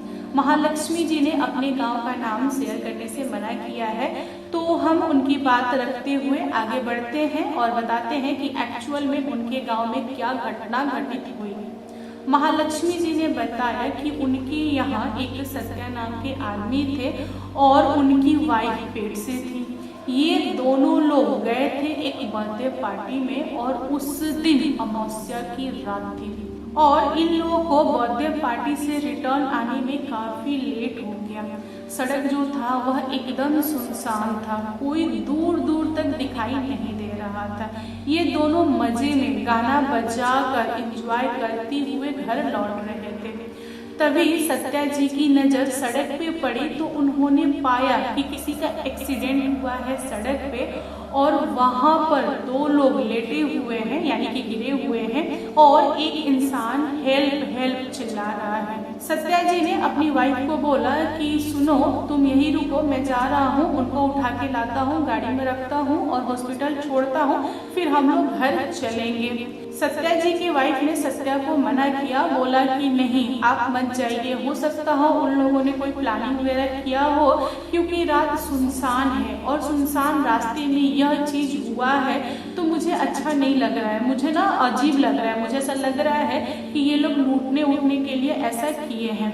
सत्या जी ने अपनी वाइफ की बात नकार दी और उन्होंने बोला कि देखो ऐसा नहीं है, माना कि तुम्हारे दिमाग में कुछ और चल रहा है, लेकिन सामने देखो एक औरत है, वो पेट से है, उसको कितनी ब्लीडिंग हो रही है। अगर हम लोग उस औरत को हॉस्पिटल टाइम से नहीं पहुंचाएंगे तो शायद उसका बच्चा खराब हो जाए। तुम भी तो माँ बनने वाली हो, थोड़ा तो दया दिखाओ। यह सुनने के बाद से सत्या जी की वाइफ चुप हो गई। फिर सत्या जी ने गाड़ी को साइड में लगाया और मदद के लिए नीचे उतरे। तभी 2-3 लोगों ने मिलकर उनको पकड़ लिया और उनके गर्दन पे चाकू रख दिया और बोला कि तुम्हारे पास जो भी सामान हो दे दो, वरना हम तुम्हें छोड़ेंगे नहीं। तब जाके सत्या जी को महसूस हुआ कि मेरी जो वाइफ है उसने एकदम सही बोला था। यहाँ पर 5 से 6 लोग थे और सत्या जी अकेले थे, फिर भी उन्होंने हार नहीं माना। उन्होंने उनसे लड़ाई की और आखिर में क्या हुआ, वे सारे लोग गुस्सा कर चाकू से इनके ऊपर वार कर दिया। ये बहुत ज्यादा घायल थे। अंदर बीवी डरी बैठी हुई है, चिल्ला रही है कि मेरे पति को छोड़ दीजिए, प्लीज छोड़ दीजिए, भगवान के लिए छोड़ दीजिए, आपको जो लेना हो ले लीजिए, फोन लीजिए, ज्वेलरी लीजिए, गाड़ी लीजिए, सब कुछ लीजिए, लेकिन मेरे पति को छोड़ दीजिए। लेकिन लुटेरों में से किसी ने भी सत्या की वाइफ की बात नहीं सुनी।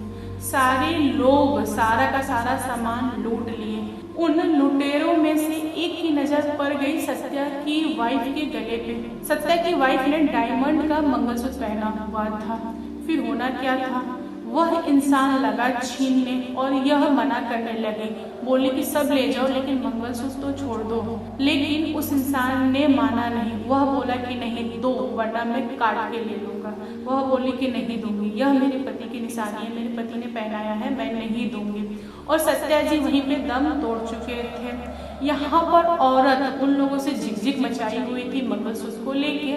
फिर हुआ क्या, उस इंसान ने चाकू से सत्या की वाइफ का गला रेत दिया। पूरा ब्लड गिर रहा है, लेकिन कोई उनकी मदद नहीं कर रहा है। ये 6 लोग थे और वह औरत चिल्ला रही है कि प्लीज मुझे हॉस्पिटल तक छोड़ दीजिए, मेरे पेट में बच्चा है, मैं माँ बनने वाली हूँ, अगर मैं जीवित नहीं रहूंगी तो मेरा बच्चा कैसे बचेगा। आप मंगलसूत्र लेना चाह रहे हैं ले लीजिए, आप सब कुछ रखिए, मैं बच जाऊंगी तो अपनी प्रॉपर्टी भी दे दूंगी, लेकिन मुझे हॉस्पिटल पहुँचा दीजिए। उनमें से किसी को भी दया नहीं आई। सारे लोग वहां से भाग खड़े हुए और ये दोनों लोग वहीं पे दम तोड़ दिए। बाद में जब लोगों को पता चला तो पुलिस वगैरह आई, छानबीन वगैरह सब कुछ हुआ, लेकिन कोई भी सुराग हाथ नहीं लगा। पुलिस वालों को समझ में आ गया था कि लुटेरे लोगों ने लूटा है, उसी में हाथापाई वगैरह हुआ है और इन दोनों की जान चली गई है। लेकिन बात यहाँ पे खत्म नहीं हुई।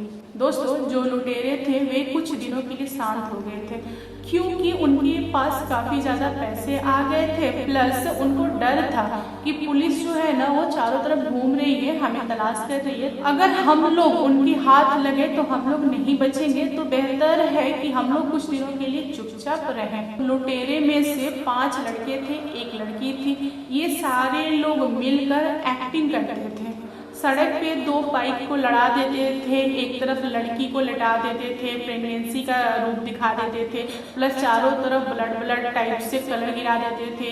एक तरफ एक इंसान को लटा देते थे, मतलब ऐसा दिखाते थे कि एक्सीडेंट हुआ है तो 2 लोग घायल हैं। एक इंसान जिसको चोट लगी है उसको भी ब्लड वगैरह निकल रहा है, वह हेल्प हेल्प चिल्ला रहा है। बाकी जितने थे वे सारे पेड़ के पीछे छुपे रहते थे ताकि कोई भी इंसान गाड़ी से उतरे उनकी मदद के लिए, तो ये लोग अटैक बोल सके और उन्हें लूट सके। इनकी प्लानिंग थी और ये लोग महीना में 1-2 बार कर लेते थे। इनका जो रोजी रोटी था इसी से चलता था। कुछ दिन बीत जाने के बाद से पुलिस का जो छानबीन था वह शांत हो जाने के बाद से इन लोगों ने दोबारा प्लानिंग किया लोगों को लूटने के लिए। उसमें जो लड़की थी वह डरी थी पहले वाले कांड से, उसने मना कर दिया। उसने बोला कि देखो अब मुझसे नहीं होगा, क्योंकि पिछली बार तुम लोगों ने क्या किया, 2 लोगों की जान ले ली, जो कि हमें नहीं करना था। हमें सिर्फ और सिर्फ डरा कर उनसे सामान छीनना था। फिर 5 बोलने लगे लड़की को कि नहीं ऐसे कैसे, तुम तो हमारी ग्रुप की हो, तुम हमारी साथी हो, अगर तुम नहीं जाओगी तो हम तुम्हें शेयर नहीं देंगे, तुमको जाना पड़ेगा। मतलब वे लोग उसे इमोशनली ब्लैकमेल करने लगे, क्योंकि फ्रेंड सर्कल में होता है ना इस टाइप की चीजें। तो वह बेचारी मजबूर हो गई। उसने एक कंडीशन रखा, आऊंगी तुम्हारी मदद करूंगी, लेकिन तुम लोग किसी को मारोगे नहीं। पिछली बार की जो औरत थी वह मुझसे बुलाए नहीं जाती, क्योंकि वह प्रेग्नेंट थी, और तुम लोग भी तो प्रेग्नेंट ही औरत दिखाते हो मुझे, ये सब मत करो। लेकिन 5 लोग माने नहीं। फिर होना क्या था, ये 6 लोग मिलकर फिर से प्लानिंग किए और वही काम दोबारा स्टार्ट कर दिए। इस बार फिर से अमावस्या की रात थी, इन लोगों को पता नहीं था, पूरा का पूरा अंधेरा हुआ पड़ा है। सामने से एक गाड़ी आ रही है जो कि व्हाइट कलर की है। इन लोगों को ना गाड़ी देखी देखी सी लग रही थी, बट ये एक दूसरे को कुछ भी बोल नहीं रहे हैं। ये लोग अपनी एक्टिंग पे ध्यान दे रहे हैं, इनको तो बस लूटना था। जो गाड़ी चल के आ रही थी वह एकदम इनके सामने आई और अचानक से रुक गई, लेकिन गाड़ी से कोई उतरा नहीं। तब वह इंसान जो मदद मदद चिल्लाता है वह गाड़ी के पास गया, शीशा पे ठोका ताकि ड्राइवर शीशा नीचा करे और उससे वह मदद मांग सके, यानी कि चाकू से गले पर रख के उसे डरा सके। जो लुटेरा था उसका यही प्लानिंग थी, लेकिन कोई भी शीशा नीचे नहीं किया। तो उसने काफी टाइम बचाने के बाद से गाड़ी को खोलने की कोशिश किया तो गाड़ी खुल गई। फिर उसने सोचा कि जब गेट खुल ही गया है तो क्यों ना उस इंसान के गले पे चाकू रखूं, उसे डराऊं और सामान लूट लूं।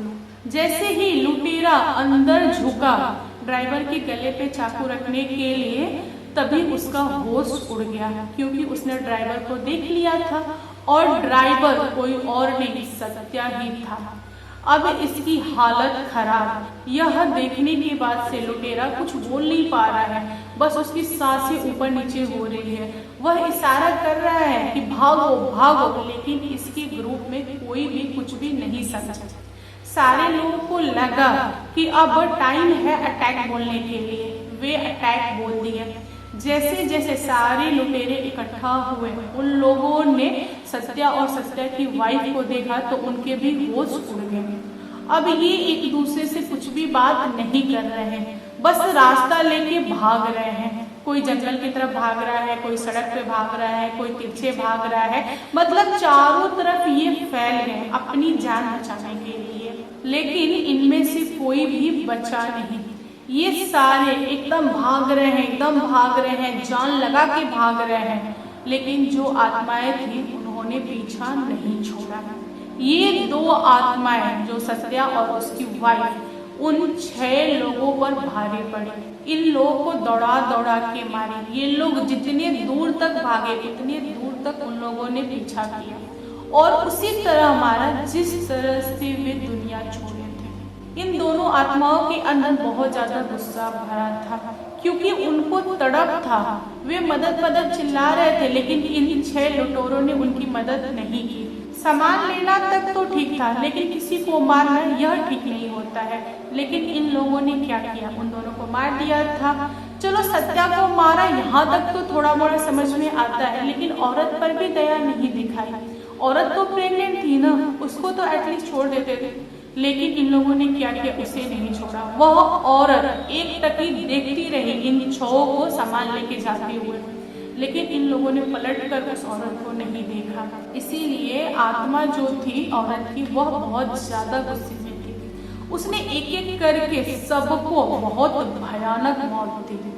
तब जाकर वह थोड़ी शांत हुई। उसने अपना बदला ले लिया। अगले दिन जब गांव वालों को पता चला कि 6 लोग अजीब तरह से दुनिया छोड़े हैं, कुछ लोग की बॉडी जंगल में है, कुछ लोग की सड़क पे है, कुछ लोग की कहीं है, कुछ लोग की कहीं है, तब लोगों ने अंदाजा लगाया कि किसी ने बदला लिया है, क्योंकि इस टाइप से कोई नॉर्मल इंसान किसी को नहीं मारता है। यह बदला की भावना में मारा गया है। दोस्तों, लुटेरे के ग्रुप में जो 5 आदमी थे, उनके घर वालों ने उनकी अंतिम संस्कार वगैरह कर दिया। उस पर कोई सवाल जवाब उन लोगों ने नहीं किया, ना ही किसी को दिखाया। उन लोगों ने संतोष कर लिया। लेकिन जो लड़की थी उसकी माँ को यह गले से नहीं उतर रहा था कि मेरी बेटी को इस तरह से किसी ने मारा है। उनको ना अंदर अंदर शंका हो रहा था, उनको ऐसा डाउट हो रहा था कि किसी आत्मा ने ही मारा है, क्योंकि बेटी अजीब तरह से दुनिया छोड़ी थी। उनको ना ऐसे शांति नहीं मिल रहा था। फिर उन्होंने एक तांत्रिक को बुलाया और अपनी बेटी का कपड़ा दिया और पूछा कि बताइए क्या हुआ था मेरी बेटी के साथ।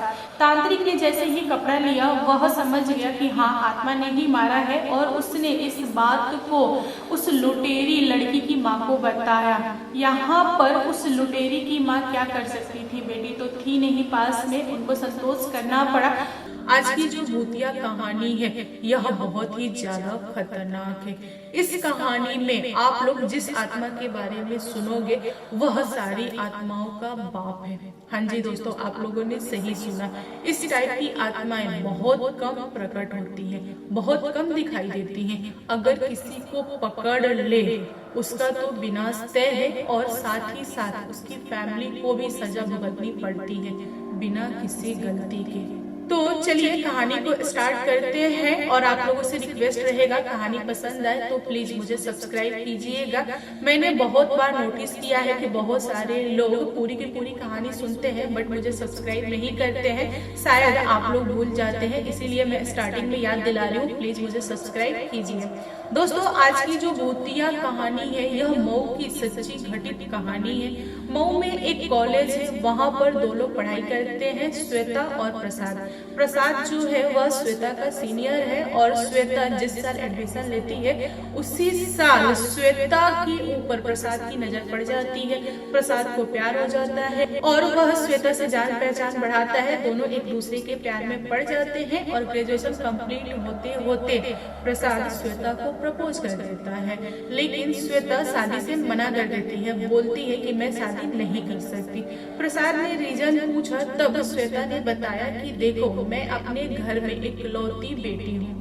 मेरी जो माँ है वह काफी एजेड है और वह टाइम टू टाइम बीमार पड़ती रहती है, तो उनकी देख रेख के लिए मुझे रहना पड़ेगा। मैं उन्हें नहीं छोड़ सकती, माँ को कैसे छोड़ दूँ, उनका एज हो गया है। तब प्रसाद ने श्वेता को बोला कि अपनी माँ से मुझे मिलवाओ, मैं उनसे बात करूंगा और कोई ना कोई हल तो निकालूंगा।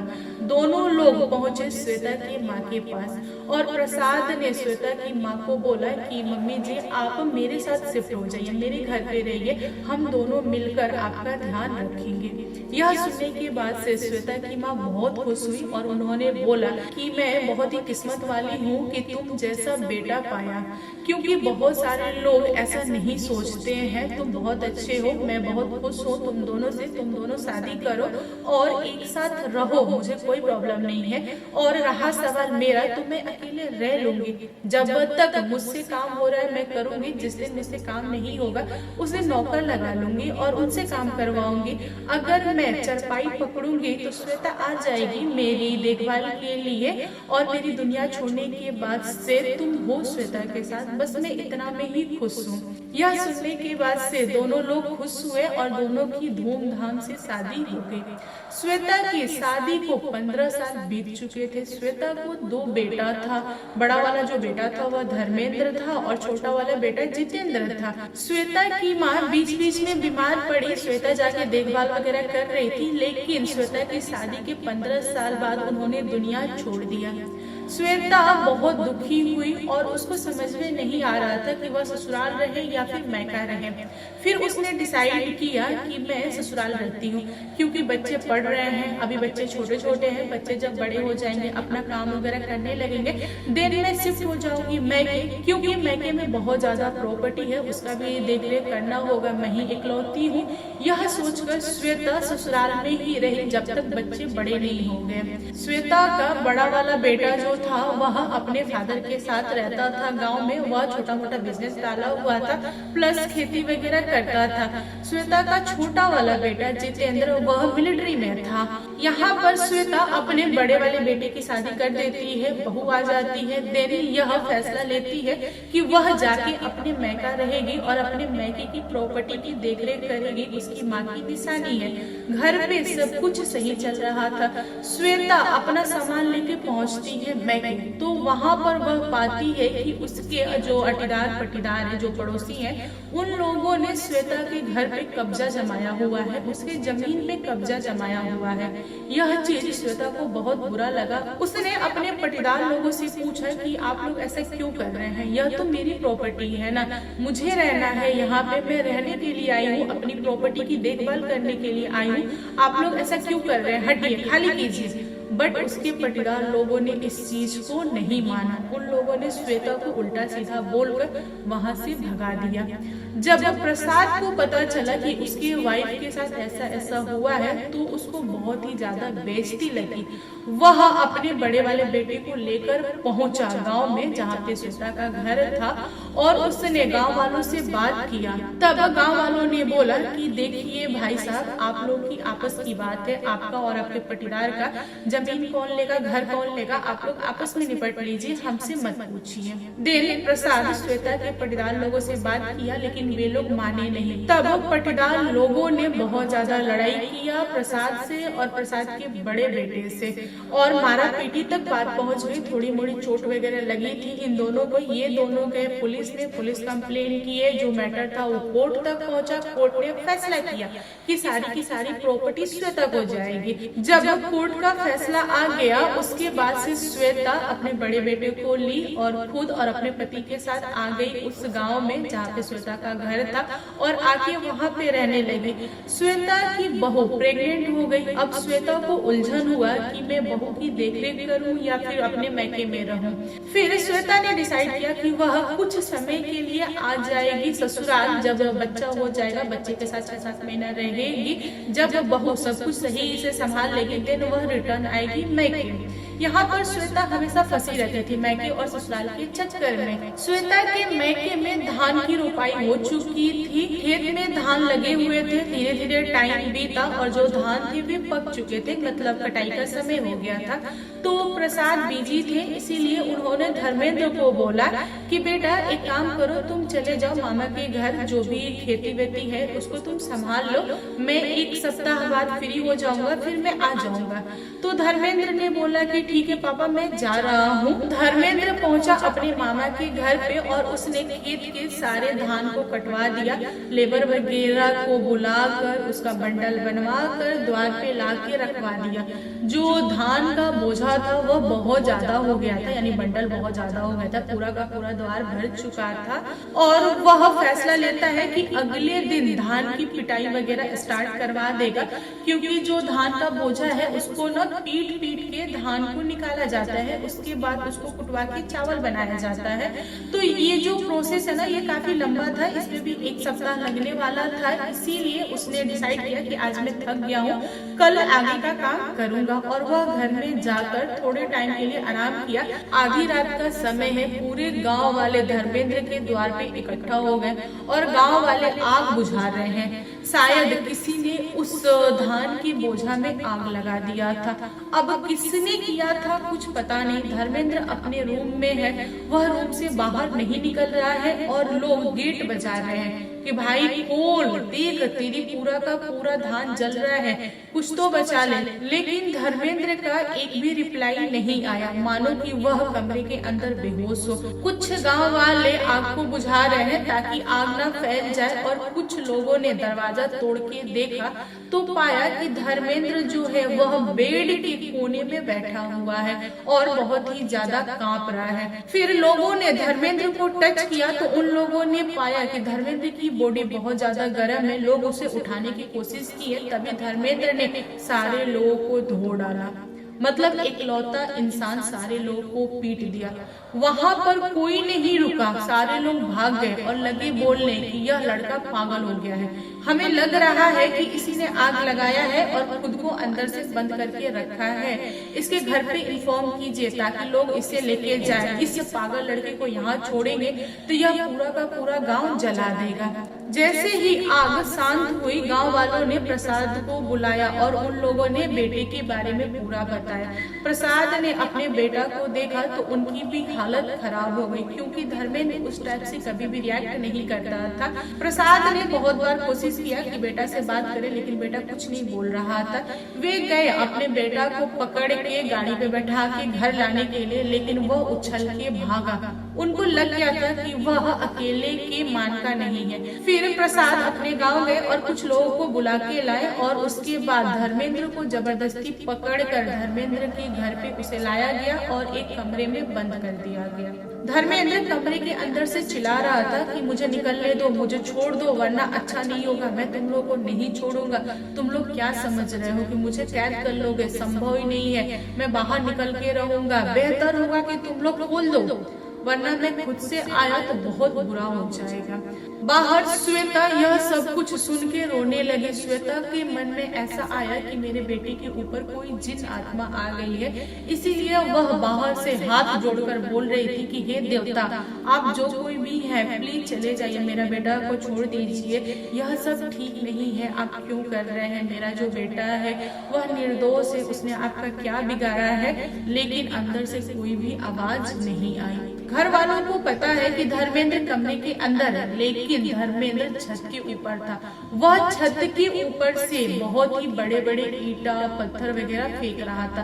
आंगन में जितने लोग थे वे सारे लोग घायल हुए, वे लोग बचने लगे, छुपने लगे और नीचे से देख रहे तो धर्मेंद्र ऊपर है। जब प्रसाद ने गेट खोला तब उन्होंने पाया कि धर्मेंद्र कमरे में नहीं है। फिर प्रसाद ने दिमाग लगाना स्टार्ट कर दिया, जो गेट है यह बाहर से बंद है, मेरा बेटा अंदर था, वह ऊपर गया कैसे, छत पे गया कैसे? वो बहुत ही ज्यादा इस चीज को लेके चिंतित थे। श्वेता बहुत टाइम से गेट के सामने बैठी थी, गेट खुला नहीं था। फिर बेटा ऊपर पहुंचा तो पहुंचा कैसे? मतलब यह सोचने वाला विषय था और यह बात पूरे गांव में फैल चुकी थी। पूरे गांव के लोग एक एक करके आते थे धर्मेंद्र को देखने के लिए कि आखिर धर्मेंद्र को क्या हुआ है। धर्मेंद्र जो था वह अपने विकराल रूप में था। दोस्तों, श्वेता जो थी वह अंदर से डरी हुई थी। वह अपने बेटे के सामने गई और हाथ जोड़कर बैठकर अपने बेटे को बोली कि आप बताइए, आप क्या लेंगे, किससे आप शांत होंगे, आप जो बोलेंगे हम देंगे, प्लीज आप मेरे बेटे को शांत रखिए, थोड़ा छोड़िए, थोड़ा खाए पिए। वह उसका रूप बहुत ही ज्यादा खराब हो गया है, आपको क्या चाहिए बस आप इतना बता दीजिए। तभी धर्मेंद्र के अंदर से आवाज आई कि मुझे दारू चाहिए, दारू पिला दो, मैं तुम्हारे बेटे को कुछ टाइम के लिए छोड़ दूंगा। फिर श्वेता ने दारू मंगाया और धर्मेंद्र को दिया। धर्मेंद्र पिया और कुछ समय के लिए शांत हो गया। फिर श्वेता ने धर्मेंद्र से एक दो सवाल पूछे, जैसे कि आप कब कब उपटिएगा, कब कब प्रकट होइएगा, कैसे आप शांत होइएगा, आपको क्या क्या चाहिए, आप एक टाइम बता दीजिए ताकि हम लोग उस चीज को करेंगे। पूरा दिन अगर आप मेरे बेटे के बॉडी में रहेंगे तो उसका शरीर टूट जाएगा, बस आप अपनी इच्छाएं बताते रहिए, हम पूरा करते रहेंगे। आप मेरे बेटे को जीवित रखिए, बस हम इसी में खुश हैं, क्योंकि हमें इससे ज्यादा नहीं चाहिए। मैं माँ हूँ, मेरा दिल है, मैं रो रही हूँ। तब जाकर धर्मेंद्र ने बोला कि ठीक है, मैं टाइम दूंगा, जब मुझे प्रकट होना होगा, कुछ मांगना होगा, तब मैं टाइम दूंगा कि इतने बजे मैं प्रकट होऊंगा और जो चीज मांगूंगा तुम दे देना, मैं कुछ समय के लिए शांत हो जाऊंगा। यह डील श्वेता और धर्मेंद्र के बीच में हो गया। लेकिन प्रसाद अभी भी घबराए हुए थे। उन्होंने गांव के बहुत सारे बुजुर्गों से बात किया तो बुजुर्गों ने बोला कि देखो, तुम्हारे बेटे के ऊपर कौन सी आत्मा है हमें नहीं पता, एक काम करो, किसी तांत्रिक को बुलाओ और उससे पूछो, वह अच्छे से बता पाएगा। एक दो तांत्रिक का पता भी चला। प्रसाद गए बुलाने के लिए, वे घर पे लेके आए तो जो तांत्रिक थे उन लोगों ने देखते से ही हाथ जोड़ लिया और बोला कि देखिए प्रसाद जी, यह हमारे औकात के बाहर का है, तो प्लीज आप हमें जाने दीजिए। यहाँ पर प्रसाद के पास कोई ऑप्शन नहीं था, क्योंकि तांत्रिक भी देखना नहीं चाहते थे। फिर वे बोले कि ठीक है आप जाइए। प्रसाद बहुत ज्यादा परेशान थे बेटा को लेकर। तभी किसी ने उनको बताया कि एक अच्छा खासा जानकार तांत्रिक है जो कि हार नहीं मानता है, वह आत्मा को छुड़ा के ही रहता है, तो आप उसे बुलाइए। प्रसाद भागते हुए गए और उसे बुला के लाए। जब उस तांत्रिक ने धर्मेंद्र को देखा और धर्मेंद्र ने उस तांत्रिक को देखा तो धर्मेंद्र ने एक लात उस तांत्रिक के छाती पे मारा। जो तांत्रिक था वह थोड़ी दूरी पे जाके गिरा। तांत्रिक उठकर खुद को झाड़कर और दर्द से कराते हुए बोला कि देखिए, यह मेरे औकात के बाहर का है, मैं इसे नहीं सुधार सकता, मैं इसे नहीं झाड़ सकता, मुझे माफ कीजिए, मैं जा रहा हूँ। यह बोलते से ही वह तांत्रिक भागा। उस दिन के बाद से धर्मेंद्र को झाड़ने फूकने के लिए कोई भी नहीं आता था। दोस्तों, उस दिन के बाद से धर्मेंद्र अकेले रहने लगा। उसको देखने के लिए कोई भी नहीं आता था क्योंकि पूरे गांव वाले डर चुके थे। गांव में 2-4 जो मर्द थे वे लोग आते थे कभी कभी धर्मेंद्र को पकड़ने के लिए। धर्मेंद्र के पैर में और हाथ में जंजीर लगा हुआ था क्योंकि उसका जो शरीर था ना वह फटने लगता था, वह न उछल जाता था, बहुत दूर दूर भागता था। वह जो चीज बोलता था लोग नहीं कर पाते थे टाइम से, तो वह बहुत ही विकराल रूप लेकर घर वालों को सताता था। धर्मेंद्र को एक बहुत ही प्यारा बेटा हुआ और धर्मेंद्र की माँ ने बेटा को लेकर जाके धर्मेंद्र के सामने रखा और बोला कि देखो, यह तुम्हारा बच्चा है, इसके लिए तो सही हो जाओ। हे देवता, मेरे बेटे के बेटा को लाई हूँ मैं, इसको देखिए और आप छोड़ के चले जाइए। लेकिन धर्मेंद्र के अंदर से कोई आवाज नहीं आई। धर्मेंद्र पलटकर अपने बेटा की तरफ नहीं देखा। फिर धर्मेंद्र की माँ को एक लेटर मिलता है कि आज रात में 9 बजे मैं प्रकट होऊंगा, तो मेरी इच्छा सुनने के लिए आ जाना। श्वेता रात के 9 बजे का इंतजार कर रही थी। रात के जैसे ही 9 बजा धर्मेंद्र की बॉडी में जो आत्मा था वह प्रकट हुआ और उसने अपनी ख्वाहिशें बताई कि मुझे ये चीज करना है। धर्मेंद्र की माँ चौंक गई। उसने बोला कि यह संभव नहीं है, आप गलत काम करने के लिए बोल रहे हैं, मैं कहाँ से लड़की लाऊंगी, ये चीज संभव नहीं है, आप छोड़ दीजिए, आप कुछ और मांगिए मुझसे। देने धर्मेंद्र की बॉडी में जो आत्मा था उसने बोला कि नहीं, मैं ये चीज नहीं कर सकता, ये देना है तो दो, नहीं तो मैं तुम्हारे बेटा को बहुत मारूंगा, पीटूंगा। यह बोलने के बाद से धर्मेंद्र अपने शरीर को लगा ममोड़ने, उछलने लगा, कूदने लगा, खुद को चोट पहुंचाने लगा। धर्मेंद्र की माँ बोली कि आपको जो करना है कर लीजिए, अब मैं थक गई हूँ, अब मैं कुछ नहीं कर पाऊंगी। इतना बोलने के बाद से वह इंसान शांत हुआ। उसने बोला कि ठीक है, एक काम करो, मेरे लिए ना तंबाकू ला दो, मैं तंबाकू खा के ही सही रहूंगा। फिर श्वेता ने तंबाकू ला के दिया। वह इंसान तंबाकू खाया, उसके बाद शांत हुआ। ऐसे ही करते करते 6-7 महीना चला। बीच बीच में उस आत्मा ने धर्मेंद्र के घर वालों को बहुत परेशान किया। धर्मेंद्र को वह जीवित रखा था लेकिन एकदम कंकाल बना के छोड़ा था। घर वालों के साथ साथ पूरे गांव वाले परेशान थे। कोई क्या कर सकता है ऐसे सिचुएशन में। पूरे गांव वालों को बस यही लगता था कि धर्मेंद्र की बॉडी पे जिन है, लेकिन अंदर की सच्चाई कोई नहीं जानता था। यहाँ पर श्वेता को भी लगता था कि मेरे बेटा के जो अंदर है वह जिन है, जिन आत्मा है, लेकिन यह चीज नहीं था। एक दिन की बात है, श्वेता अपने असोरा में बैठ के रो रही थी क्योंकि उसका बेटा पूरे 1 सप्ताह से गायब था, घर पे नहीं था, वह ना ही घर पे आ रहा था। किसी कारणवश नाराज होकर वह चला गया था कहीं पे। इसी कारण श्वेता रो रही थी। तभी उसने देखा कि उसके घर के सामने यानी द्वार पर एक इंसान आया है जो कि बैल लिया हुआ है, बैल को चद्दर पहनाया हुआ है और वह भिक्षा मांग रहा है। उस इंसान का जो हुलिया था वह जोगी टाइप का था। उसने ना गेरुआ वस्त्र पहने हुए थे। तो वह इंसान बोला कि अरे माता जी भिक्षा दीजिए ना। श्वेता बोली कि आप किसी और के घर पे जाइए, मुझसे मत मांगिए, मैं बहुत दुखी हूँ, मैं आपको कुछ नहीं दे सकती, मेरे हाथ में कुछ नहीं है, मैं खुद दुखारण हूँ। तब उस इंसान ने बोला कि ऐसा मत बोलिए, अगर आपको कोई प्रॉब्लम हो तो आप मुझे बताइए, मैं हल निकालता हूँ। तब श्वेता बोली कि नहीं, आपसे क्या होगा, बहुत सारे लोग थक गए, अब आप कुछ नहीं कर पाइएगा, जाने दीजिए, आप आगे बढ़िए। उस इंसान ने जिद किया और बोला कि देखो, किसी भी इंसान को कम मत समझो, अगर कोई प्रॉब्लम हो तो बताओ, मैं तुमसे आखिरी बार पूछ रहा हूँ, हो सके मेरे पास कोई इलाज हो, मैं कुछ कर दूं।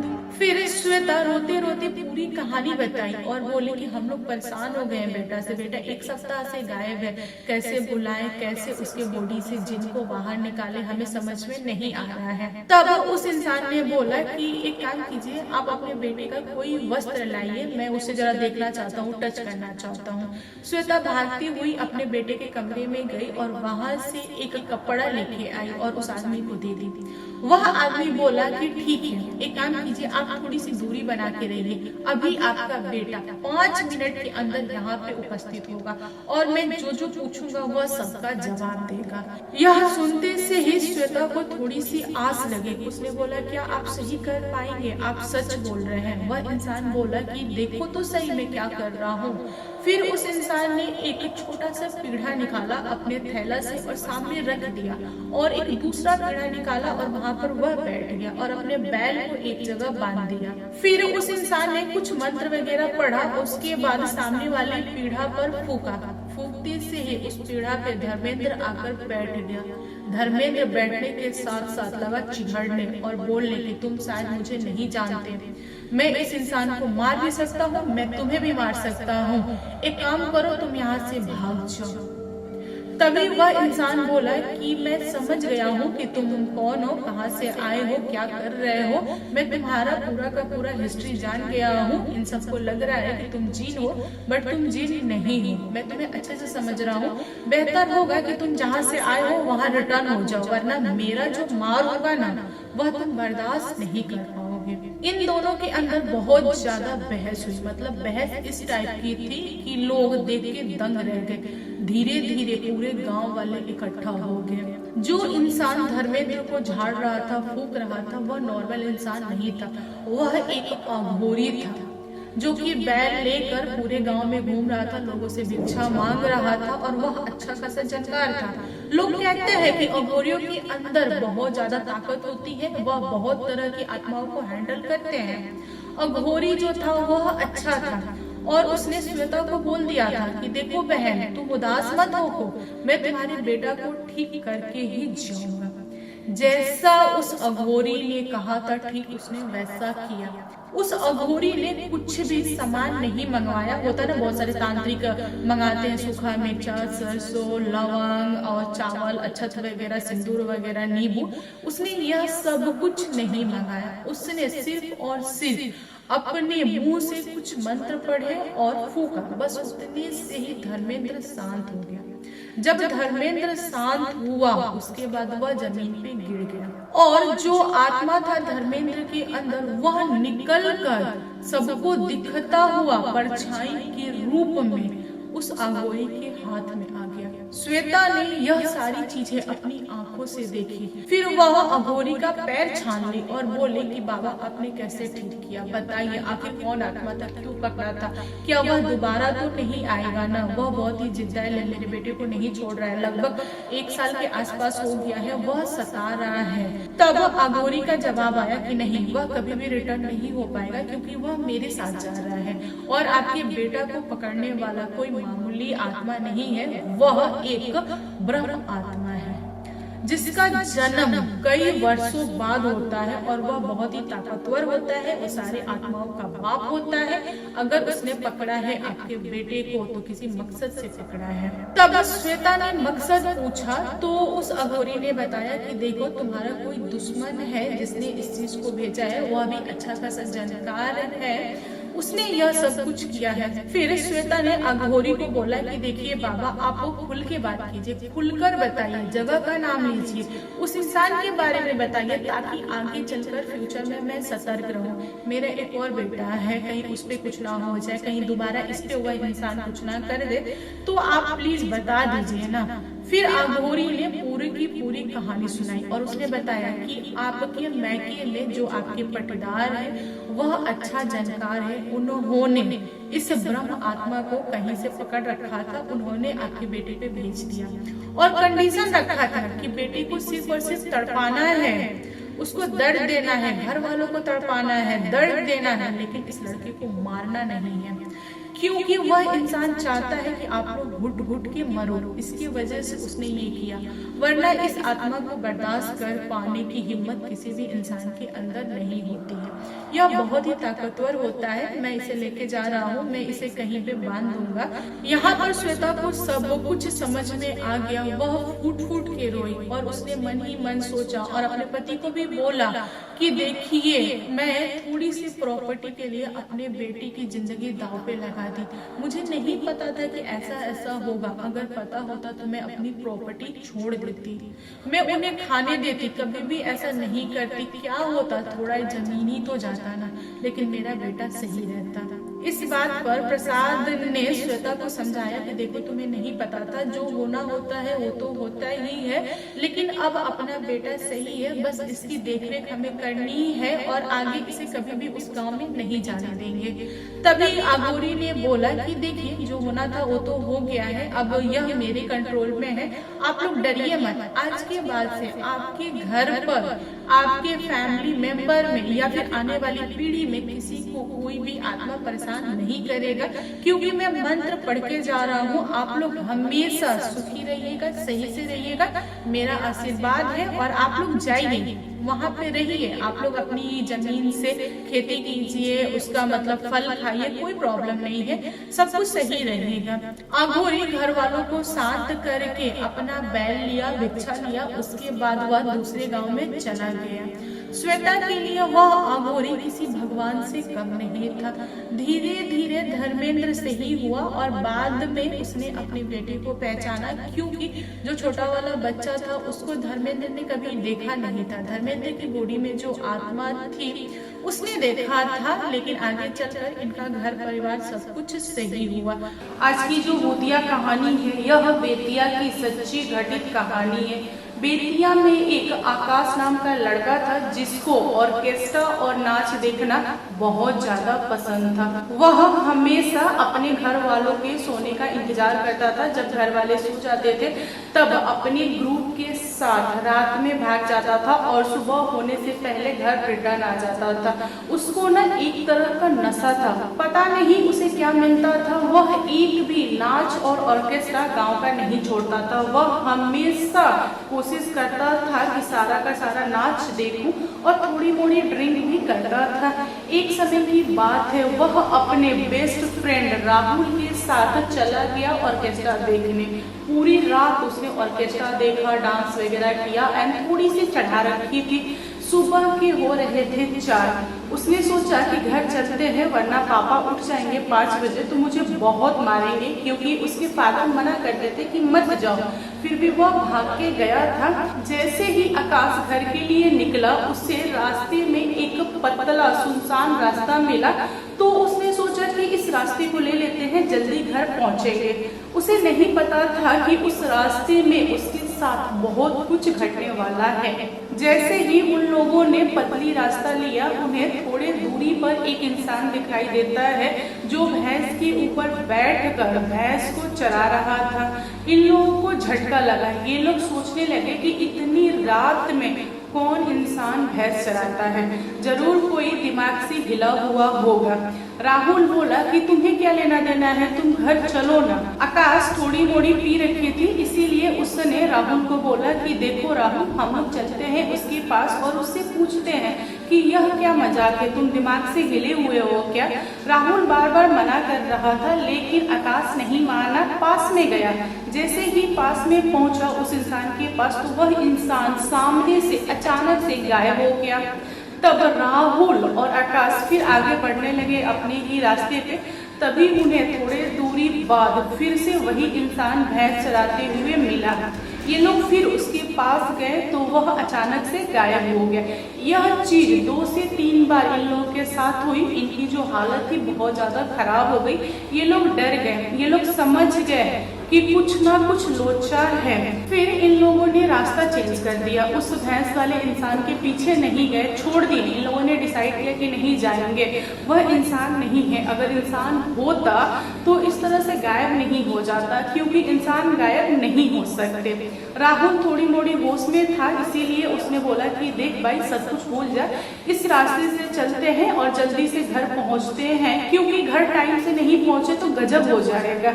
ये दोनों रास्ता चेंज करके जैसे ही आगे बढ़े और इन लोगों ने पीछे मुड़ के देखा तक नहीं, तभी इनके सामने वह भैंस वाला इंसान सामने से चल के आया। इन लोगों की धड़कन बढ़ गई, ये लोग वहीं रुक गए। वह इंसान भैंस से उतरकर आकाश के गले लगा। जैसे ही आकाश के गले लगा, राहुल ने देखा कि आकाश के बॉडी में मिल गया, और जैसे ही आकाश के बॉडी में मिला, आकाश जमीन पे गिरा और छटपटाने लगा जैसे कि मछली बिन पानी। उस हिसाब से छटपटाया जा रहा था, छटपटाया जा रहा था। राहुल ने पकड़ने की कोशिश किया, बट वह राहुल के बस की बात नहीं थी। राहुल थक गया कोशिश कर करके। फिर उसने डिसाइड किया कि वह गांव जाएगा और लोगों को बुला के लाएगा। फिर राहुल भागा गांव में और गांव वालों को जगा के लेके आया। गांव वाले जैसे ही उस जगह पे पहुंचे तो उन लोगों ने पाया कि आकाश एक पेड़ से लटका हुआ है और वह तने के सहारे लटका हुआ है। आकाश के गर्दन में बहुत ज्यादा तना लपेटा हुआ है, इसकी वजह से उसको सांस नहीं आ रही है, बहुत ज्यादा छटपटा रहा है। वह बचने की कोशिश कर रहा है लेकिन बच नहीं पा रहा है। फिर गांव वालों ने आकाश को नीचे उतारा, उसके बाद उसको घर पे लेके आए। घर पे आने के बाद से आकाश की जो आवाज थी ना, बदल गई थी। वह चिघट रहा था, चिल्ला रहा था, घर वालों को डरा रहा था, गांव वालों को डरा रहा था। गांव वालों को समझ में आ गया कि इसको क्या बीमारी है। गांव वालों ने एक तांत्रिक को बुलाया, तांत्रिक ने झाड़ फूक वगैरह किया। फिर उस आत्मा ने आकाश को छोड़ा। उसके बाद से आकाश नॉर्मल हुआ। उस दिन से आकाश ने ठान लिया कि वह कभी भी ऑर्केस्ट्रा और नाच देखने नहीं जाएगा, क्योंकि रात में कुछ भी हो सकता है। वह आत्मा फिर से दोबारा उस पेड़ पे जाके रहने लगी। वह पेड़ उस आत्मा का घर था। फिर 15 दिन बाद से आकाश को सुनने में आया कि वह आत्मा एक लड़की को पकड़ लिया है। लड़की जो थी वह इवनिंग में बकरी चरा कर आ रही थी, तभी उस आत्मा की नजर उस लड़की पे पड़ी और लड़की को अकेले पाकर उस आत्मा ने पकड़ लिया। फिर तांत्रिक को बुलाया गया और लड़की के बॉडी से उस आत्मा को निकाला गया। ये जो आत्मा थी वह गांव के बहुत सारे लोगों को पकड़ लेती थी एंड पूरे गांव में हल्ला हो चुका था कि उस पेड़ पे आत्मा रहता है, कोई भी उस पेड़ के पास से ना गुजरे। अगर गुजर रहा है तो झुंड में जाए, अकेले जाएगा तो वह आत्मा पकड़ लेगा, क्योंकि आत्मा खुलेआम हो चुकी थी, सबके सामने आती थी, किसी के भी बॉडी में चली जाती थी और उस इंसान को बहुत सताती थी। पूरे गांव वालों को पता चल गया था कि वह आत्मा किसी के भी अंदर आ जाती है और जिसके अंदर आती है उस इंसान को खिलाती है, जल्दी छोड़ती नहीं है। जब तक तांत्रिक ना आए, आत्मा को मार के भगाए नहीं, तब तक वह छोड़ेगी नहीं।